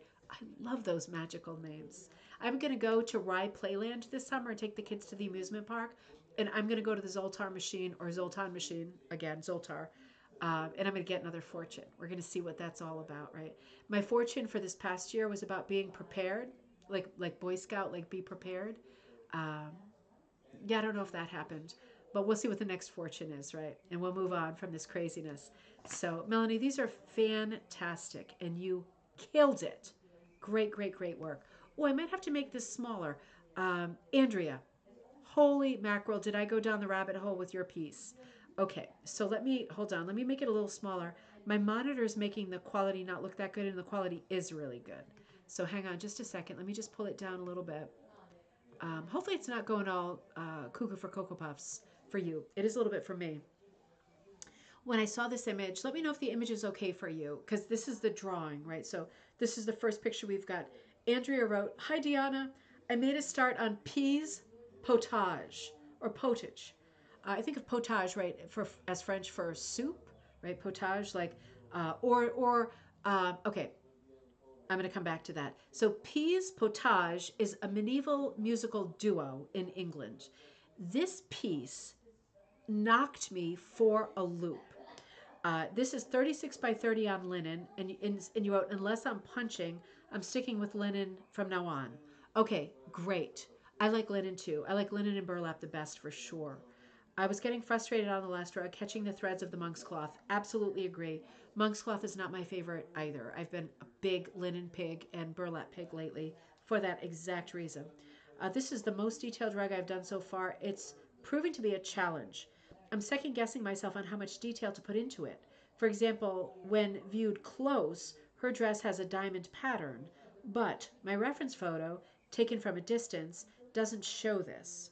So, okay, Andrea, I have to say, have you seen Peas Pottage? Like, are you in the part of England that you're watching them perform? They're a musical duo that play dances and popular melodies from the Tudor and medieval periods, like folk tunes through the ages from those ages. Does this not sound like heaven? I mean, for those of us, right, who love old stuff, can you imagine being in England and watching these two people dressed in medieval or Tudor costume playing folk songs and dances? Does this not sound like, number one, a murder is about to happen, right? Because it's like a BBC show. And number two, absolute heaven. Like you're on your way, maybe you've already been to the tea room, you stop to hear Peas Pottage, and you're on your way to the pub after. Does life get any more civilized or any better than that? It's absolutely a beautiful pattern. Now, you got to start on it, right? So you got going with the podiums, the stands. This is a tricky piece, but I just want to bring you back here and say, let me see if I can stretch it out more. I know I made it extra small. Okay, maybe that's better there. So there is the paned window behind. She does have a little patterning on her dress, right? There is patterning on the sleeve. I love the cowl, right? The hood around her head, like a snood, right? That's a snood around her head. I love the anonymity of the faces. I love that there are a few lines. Andrea, did you draw this? This is insanely fantastic.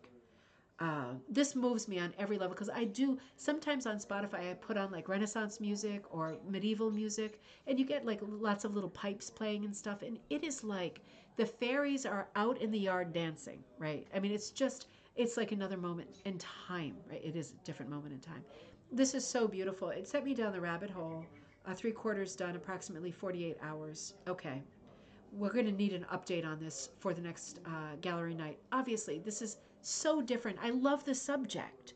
I love the time traveling element of this. I love the basic lines of the characters. The shapes are absolutely, right, Melanie? Amazing. It's just amazing. And if this is if you, I don't know if you did the drawing. If you did, I'm your forever slave, right? I absolutely love this. That was probably also not appropriate to say. That's one of the words you're not supposed to say. Sorry about that. The grind is real. Love the great detail, Andrea. Absolutely beautiful. And let's look again at what she's done so far. I went down the rabbit hole. I'm going to show you about the rabbit hole. You might go down it too. Peas pottage. This reminded me of, what was that kid's nursery rhyme like? Peas porridge hot, peas porridge cold, peas porridge in a pot 9 days old. This has nothing to do with that, right? This is just, um, it reminds me, there's this book I read, Verigo Classics. It was called, I think, Red Potage. I forget who the author was, but it was one of my favorite books I've ever read. Unrelated, just riffing on the word potage, right? And oops, wait a minute. I don't want to go there yet. I want to go there next. This is Peas Pottage or Potage. This is the band of two, right, that play this music.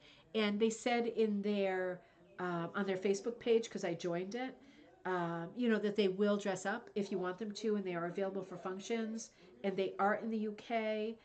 It's just absolutely amazing. Absolutely amazing. So these are the two people who play in the band. Oops, wait a minute. I want to go back here. Andrea, keep us updated on that. I'm so curious about so many things. Love that piece. And you sent me this photo as well. We went to a craft show and saw this crochet piece. The lady did it for an Alzheimer's charity. I thought you might like to show it on coffee time. I did get permission for you to show it. Thank you so much. Crafting by Steph, right? So I so appreciate getting this stuff from other places, right? Because I'm in New England.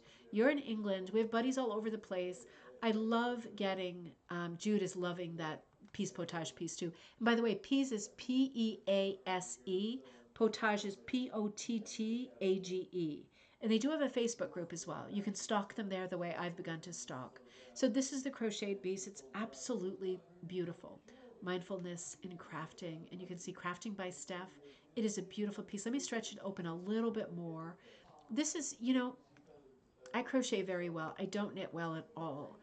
And I don't have time to crochet anymore, but this makes me think about getting back to crocheting because you can see all the three-dimensional parts to it. The sort of granny squares, the ripple stitches, like the demis, the three-dimensional sort of applique and ruffly bits, right? There's lots of things that you can do so easily. There's baby booties in there. You see the mint green baby booties up top. It's just a beautiful, very organic piece. Really exciting. Another great textile piece. If you're a crocheter and you're just sitting fooling with elements and shapes and colors, this is, I guess, the hit or miss version of crochet, right? I mean, if you're just using up bits and pieces that you've got and you manage to cobble them all together, right? Connecting is very easy with yarn, no matter what your skill level is. Very easy. It's fantastic. It's just fantastic. Absolutely beautiful. Thanks for sending. It's so, like I said, it's so exciting for me to get pieces from different places because I'm here and I want to know what's going on where you are too, right? We all want to know. You don't want just the news in Connecticut, right? You want the news all over the place. So it's great to see and hear about things that are happening in other places. I love Peace Potage. I absolutely love it. This is a great piece that Veronica did. Wait a minute, let me hold on. I'm having trouble gripping it. Just a second. There we go. Let me lift a little bit. There we go. So, Veronica, this is a beautiful piece. You wrote, "Hi, Deanna. This is Veronica. I bought this elk rug punch kit online from the Bee Skep. I punched it using monk's cloth as backing, my favorite backing for punching. See, everybody likes different backings, as we should. As we should. The pattern is drawn by B. Skep. I plan on turning it into a small pillow. Thank you." Well, thank you, Veronica. This is absolutely beautiful. There's so many things that I really love about this piece. It's a great design. Veronica, you did a great job. I can see the great directional punching that you've done. You've done a lot of horizontal work on the bottom layer of the color changing blue, right? And then when you get up toward the trees, I see more of a vertical punching. I love this pattern.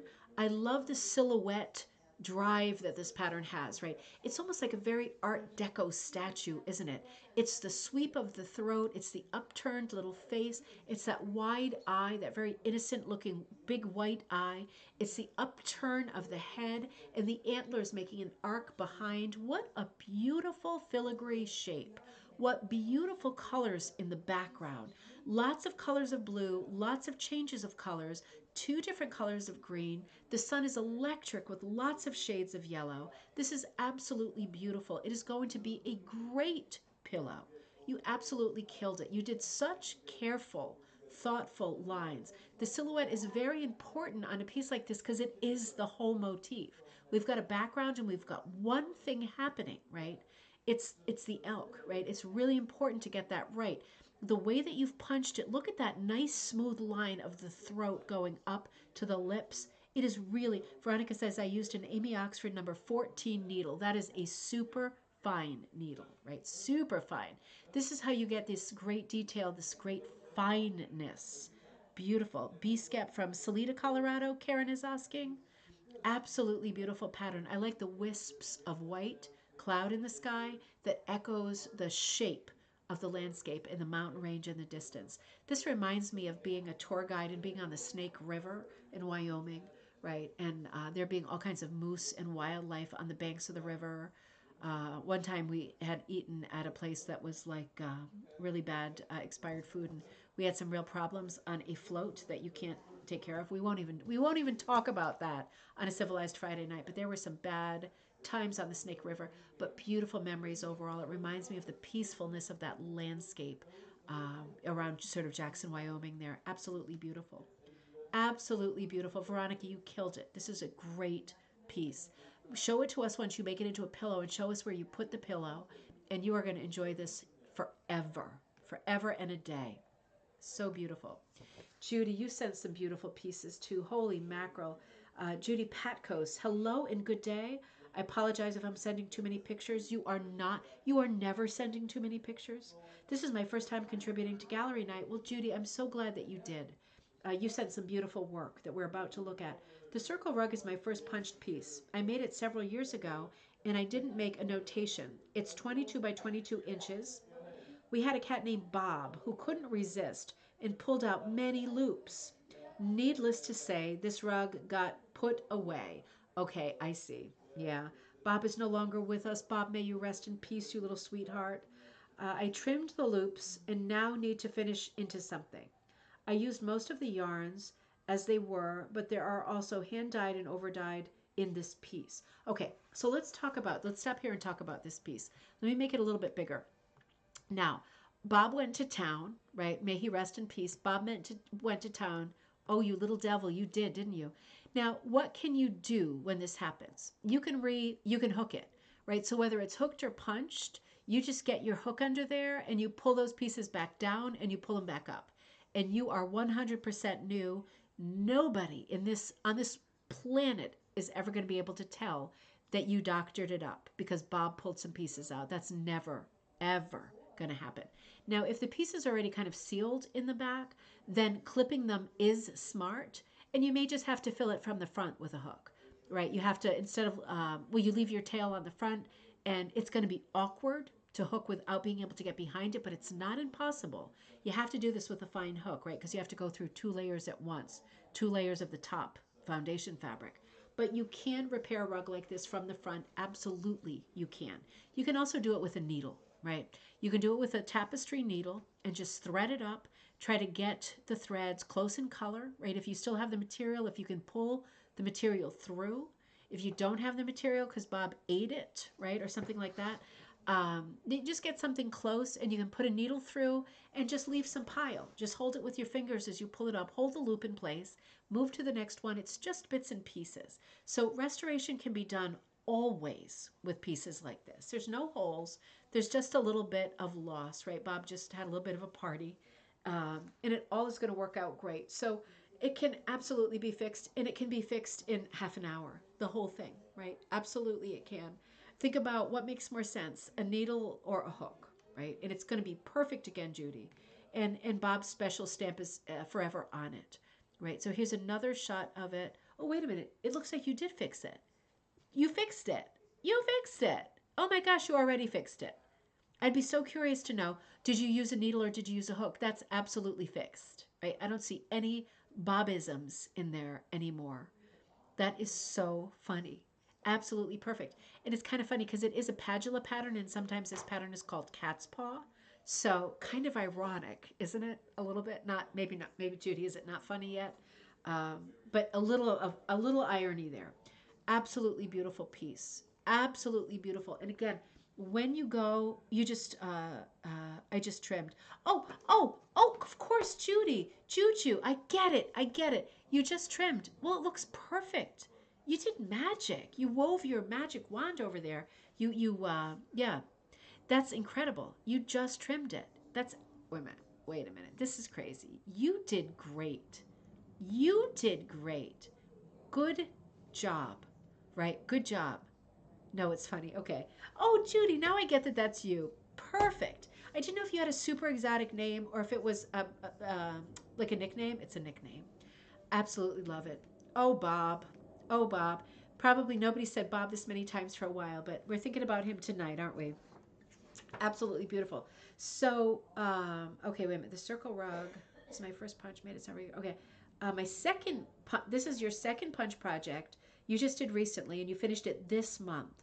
The pattern is from Rug Hooking Magazine, September, October 2015. The design is Julie Thomas from the Old Tattered Flag. I overdyed and dyed natural wool yarns, making different size hanks. Great. So different quantities. I was trying to make the colors play nice together. I had several blues and natural. All would go into the same dye bath and take them out at different intervals. So that is called marrying, right? When you throw all the different colors into one dye color or into one bath, they kind of blend, and that's what's called marrying your colors.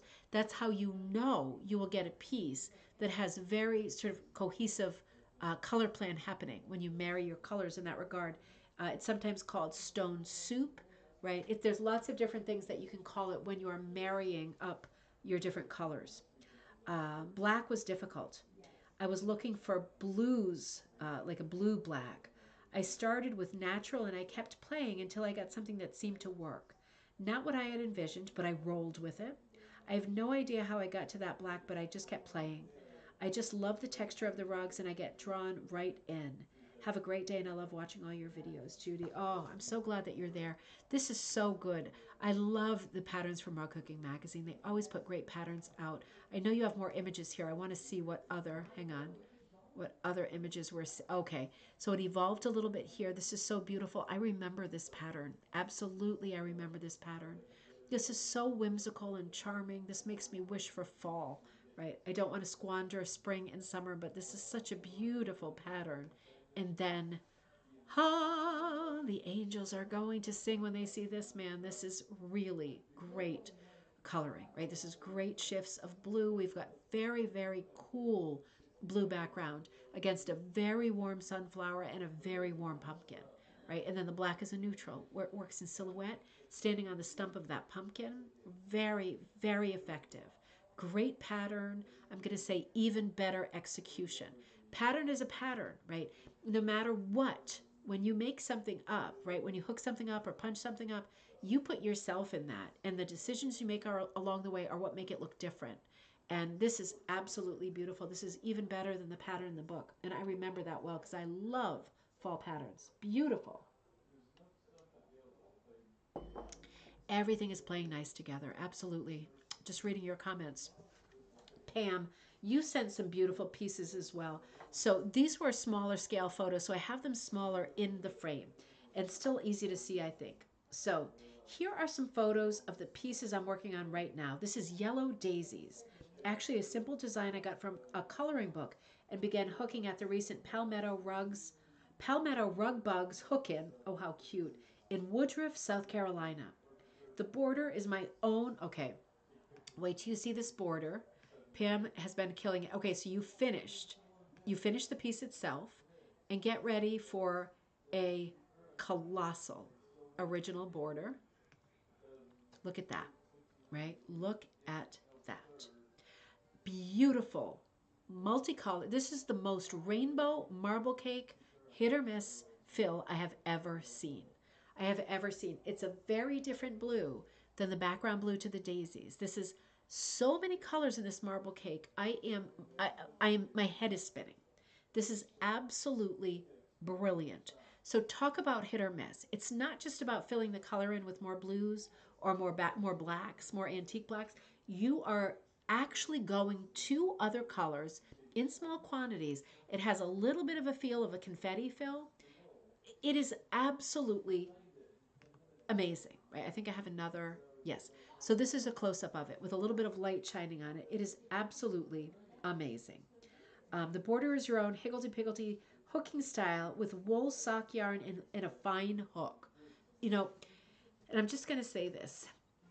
I'm going to get in trouble. I know I'm going to get in trouble for saying this, but I have some old Joan Moshimer hooks that seem to be in 3 sizes: fine, medium, and coarse primitive. Now, there are more sizes now. There are 4, right? There's fine, medium, I think large, or no, primitive and coarse are now different. Okay, I'm going to get in trouble. The sizing is different than it used to be. It is, without a doubt, because I'm holding 2 different hooks in my hand that say the same size, and they are definitely not the same size. So I want to say, if you are using a fine hook, if you are ordering a fine hook, right, that comes now, the sizing is such that the fine hook is so fine that it is only good for sock yarn and below. Sock yarn, lace yarn, mohair. It is not good. Maybe a number 2 strip. I don't even know about a number 3 strip, to be honest. It is tiny. A medium hook to me looks like the old fine. A medium hook, I would only hook number threes. I wouldn't even hook a number four with it. Just so you know, that the sizing on the hooks is tricky and it's a bit of a moving target. I know I'm going to get in trouble for saying that, but I'm going to say it anyway. Because if you're going to order a hook, you want to be sure, because I stock hooks, right, that you get the right one. This is a fine hook, and for sock yarn, this is right. Right? For anything larger than sock yarn, it is going to give you a lot of trouble. It's not going to stay in the crook because it's that fine. Oh, Pam, this is so beautiful. This is such a beautiful piece. It's cuckoo. We are never going to get to all the content tonight. I didn't realize I had so much content. This is another piece of Pam's Hollyhock Garden. Is an older design of yours. This is your design.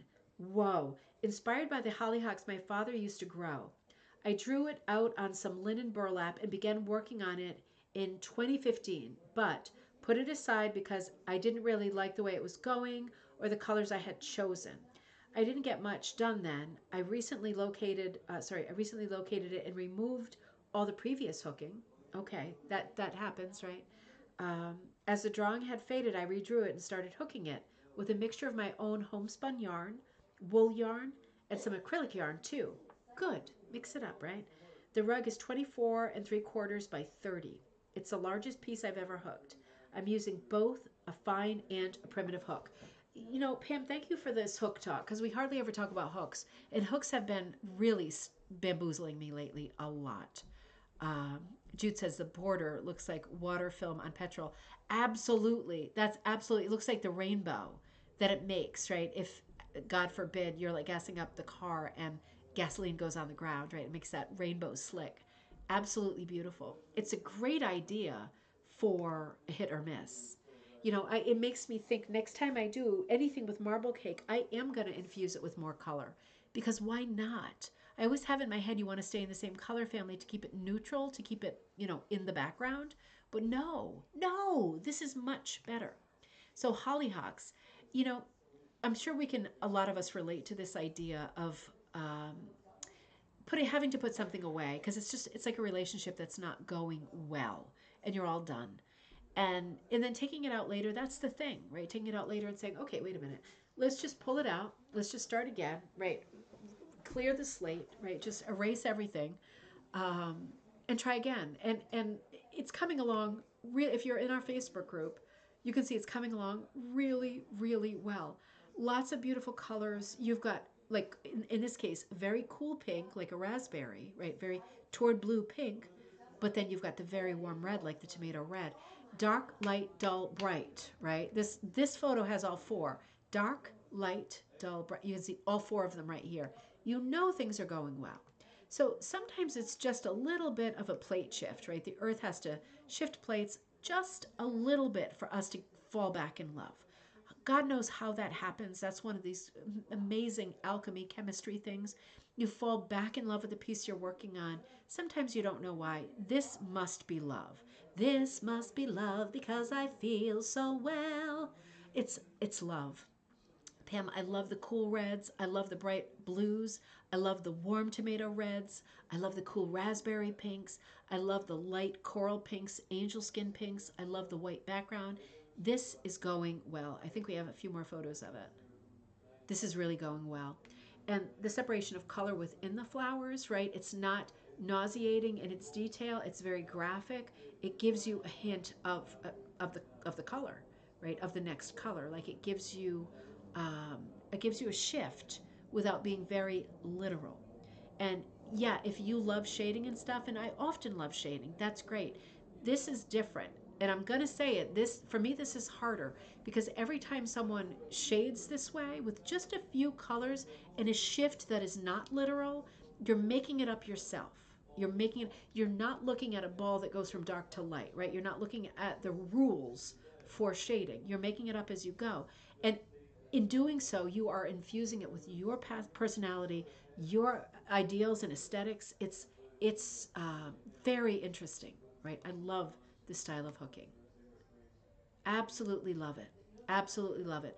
Pam, keep us updated because it's just crazy good. Now, I just want to remind you, Pam sent us, I just want to remind you from a past coffee night, Pam sent us a message earlier, I think I was at my mom's house. I was in bed. I was sick that night. You're going to remember the beginning of this message. My name is Pam. I'm 71 years old, and I recently purchased a Chetty Camp frame, and I restarted rug hooking after taking a break of several years, about 6 years. If it's possible, I'm loving rug hooking even more now than I did way back then. The Chetty Camp has made such a difference in my work as well. This is the part you're going to remember. As a watercolor artist, I've also continued designing my own mats and rugs as I did before. I'll be using a lot of my paintings as inspirations for mats, for rugs and mats. So remember that Pam is a painter, right? She's coming to us as a painter. She took a long break from rug hooking. She's coming to us as a painter now. Let's look at some of her paintings that are rugs to be, right? So this is like we're working in reverse here. Hang on. Let me come to the... Oh man, we got a lot more. We're going to have another show without a doubt. Wait a minute. Oh no. Okay, I see. Hold on. I see what I did. Oh man, I'm a real doozy. All right. That's where I want to be. So these are rugs to be. Now this is kind of reverse engineered, isn't it? Because Pam, I'm so glad that you will. Pam is a painter, and she's using her paintings as bases for rugs. So the Three Sheep is a batik watercolor that I thought would make a nice cushion. Well, this is definitely going to make a nice cushion. Look at these beautiful colors. Look at the nice, bright, kind of piney green that is being used as shade, right? It's functioning as shade. Uh-oh. Jay? Wait a minute. Jay? My plug isn't here, and I'm about to lose power. All right, sorry. Sorry, that was a huge SOS. If I lose you, I love you. I was going to stay on for a few more minutes. I didn't realize I'm not plugged in. We did a very quick transplant from downstairs. I'm going to keep going. We will hope for the best. Quick, quick, quick. So it's in the other room. It's in the playroom. Good Lord. So Pam, your Three Sheep is a batik watercolor. This is one of your rugs to be. Here's the next rug to be. This is so different. You are certainly an artist. Mid-Century Floral Bouquet is a watercolor that I want to do in needle punch. Super quicksies. So you plug in there. Let me plug in here. Okay, yeah. I didn't realize I wasn't plugged in. Yeah. Holy hellsies. All right, there we go. Good. Yep, we're good. Right. We're going to make it. Thank you. Mid-Century Floral Bouquet is a watercolor that I want to do a needle punch. Absolutely super mid-century, right? These crazy disc-type flowers, these big ball flowers, the cross-hatching across the stems, super mid-century. Interplanetary flower bouquet, very fun. This is going to be amazing as a needle punch project. Absolutely amazing. Super strong graphic. I love how the flowers are all the white flowers are the same, but they're tipped on a different axis for each one, right? Like they're in a different pose, right? We're seeing different angles, and some of them are like the top one is very Jetsons, right? It looks like a fried egg. Amazing. This is going to be absolutely amazing. You had a few other drawings that are going to make. Okay, this one sent me down the rabbit hole. This is going to send you down the rabbit hole. I'm going to stay on for a few more minutes. We do have another full show from this gallery night. So I am going to figure out how to do that. Let's stick with this for the moment. I want to look at these because I am super invested in this conversation. The Tea Table Floral is a watercolor in the Scottish colorist style that I want to do a needle punch. Now, okay, so yes, this is amazing. This is so in the Scottish colorist style. Do you know the artist Samuel John Peploe? I mean, there are a few artists. There are four primary artists from the Scottish school of colorists. Peploe, I think, is the most famous. Ferguson, John Duncan Ferguson, George Leslie Hunter, Cadell, Francis Campbell, something, Beaulieu, something like that. Cadell, four main Scottish colorists. This is a movement. This is. We're going to talk about this in just a second. This is a classic composition, and it has the heart of the Scottish colorists. I got very excited when I saw this. This is going to be, Pam, amazing Very Van Gogh too, because it's not impressionist, it's expressionist, right? And certainly Van Gogh's work moved from impressionism to expressionism. I would say it's more, despite the many paint strokes, right, the little individual brush strokes, his work stylistically, I think, is more expressionist than impressionist. Very, very much in that style.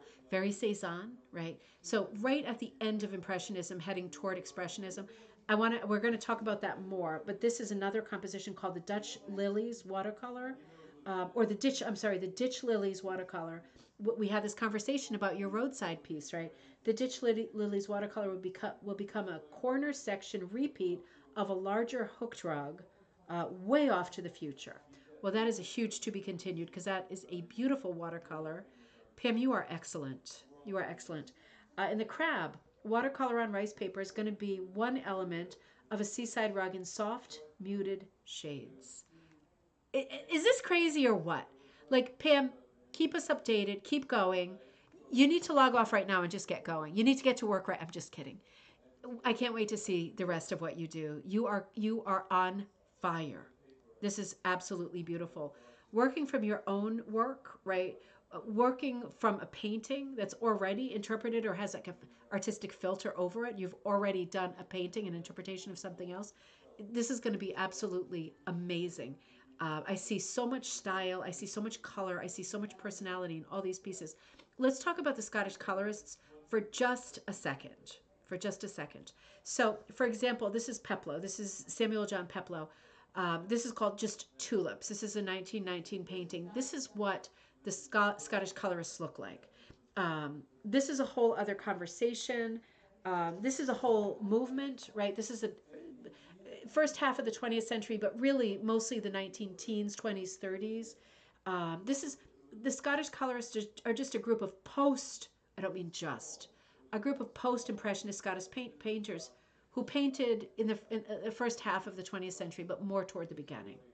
Um, if you're really interested in this conversation, definitely check the Scottish National Gallery because they have a lot of Scottish colorist work. And you can Google this. There's lots of articles. This is a Peploe. This is another Peploe coming up. Landscape at Cassis, 1924. Right? It's different than Impressionism. It is an impression, but it's very shape driven. It's Expressionism. This is a Ferguson.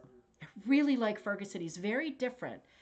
This is called Lamento Chinois. So the Chinese coat, right? It's, don't you love this? I look at those sort of Chinese brass things, or maybe it's a textile in the background. It looks like not a Chinese woman, right? It looks like a sort of Western woman in a Chinese costume.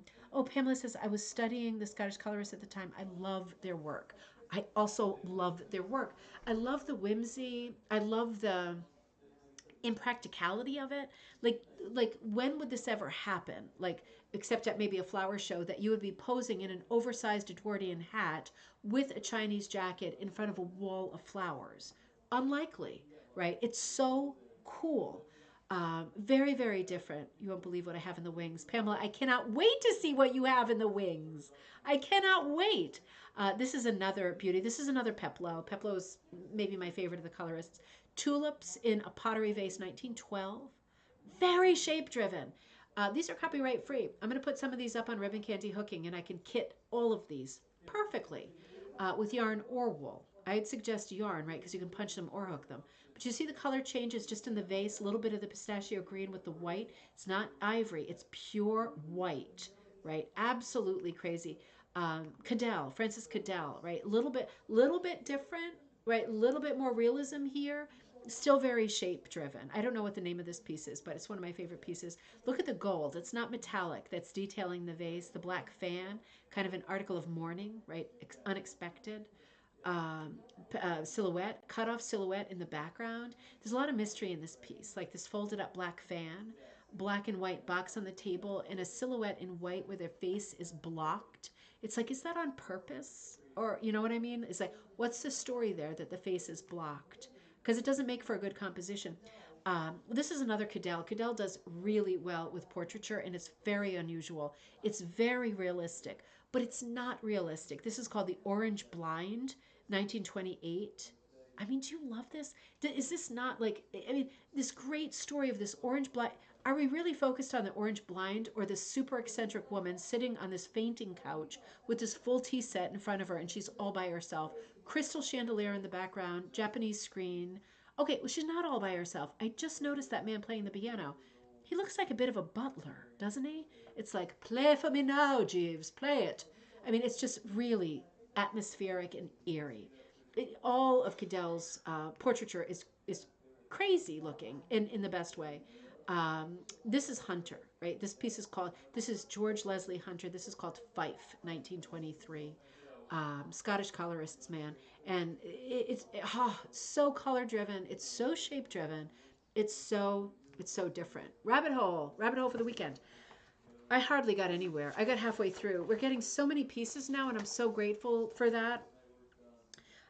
We have got a lot more pieces to do. Amy Sumrall, that was the piece that I used as the cover piece. I didn't get there tonight, and it's after 9. I'm going to save these. Mary Beth, Goretti, Christina, Brian, oh my gosh, Wendy, Robin, Juliet, Paige. I have a lot more to go.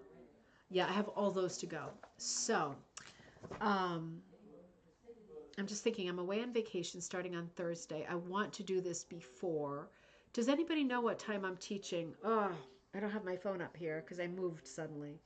I was thinking, can we do another? Because I'm teaching the, I have the hook in on Monday, right? So join me Monday at 7 p.m. Eastern Standard Time for the hook along, right? I'll be hooking Black Sheep from beginning to end. I'll be on for a minimum of 3 hours unless a miracle happens. I'm really looking forward to hooking that. A lot of you bought that pattern. I appreciate it. That went out as a Patreon pattern. If you're a Patreon member, print it out, get it onto your backing, hook with me on Monday at 7 p.m. Eastern Standard Time. On Sunday night, right before that happens, I am doing the first Design Like the Fairy Tale storybook. Please sign on for that. That is so much fun, and I've done so much preparation. It is a great class. You are going to learn so much about composition, these great stories that maybe you haven't heard yet, the 5 fairy tales that I'm doing, very odd ones. A lot of fun. You're going to end up with some great original compositions. I promise you, you are going to be thrilled with what you do. And I'm running the class again live on Wednesday. Same program, both Sunday night and Wednesday night. Then I leave on Sunday for vacation. Let me think on this and let me get back to you because I want to cover these before I go. So let's make it a to be continued. I don't want to rush the last entries, right? They are in the show. I want to be sure that we savor them.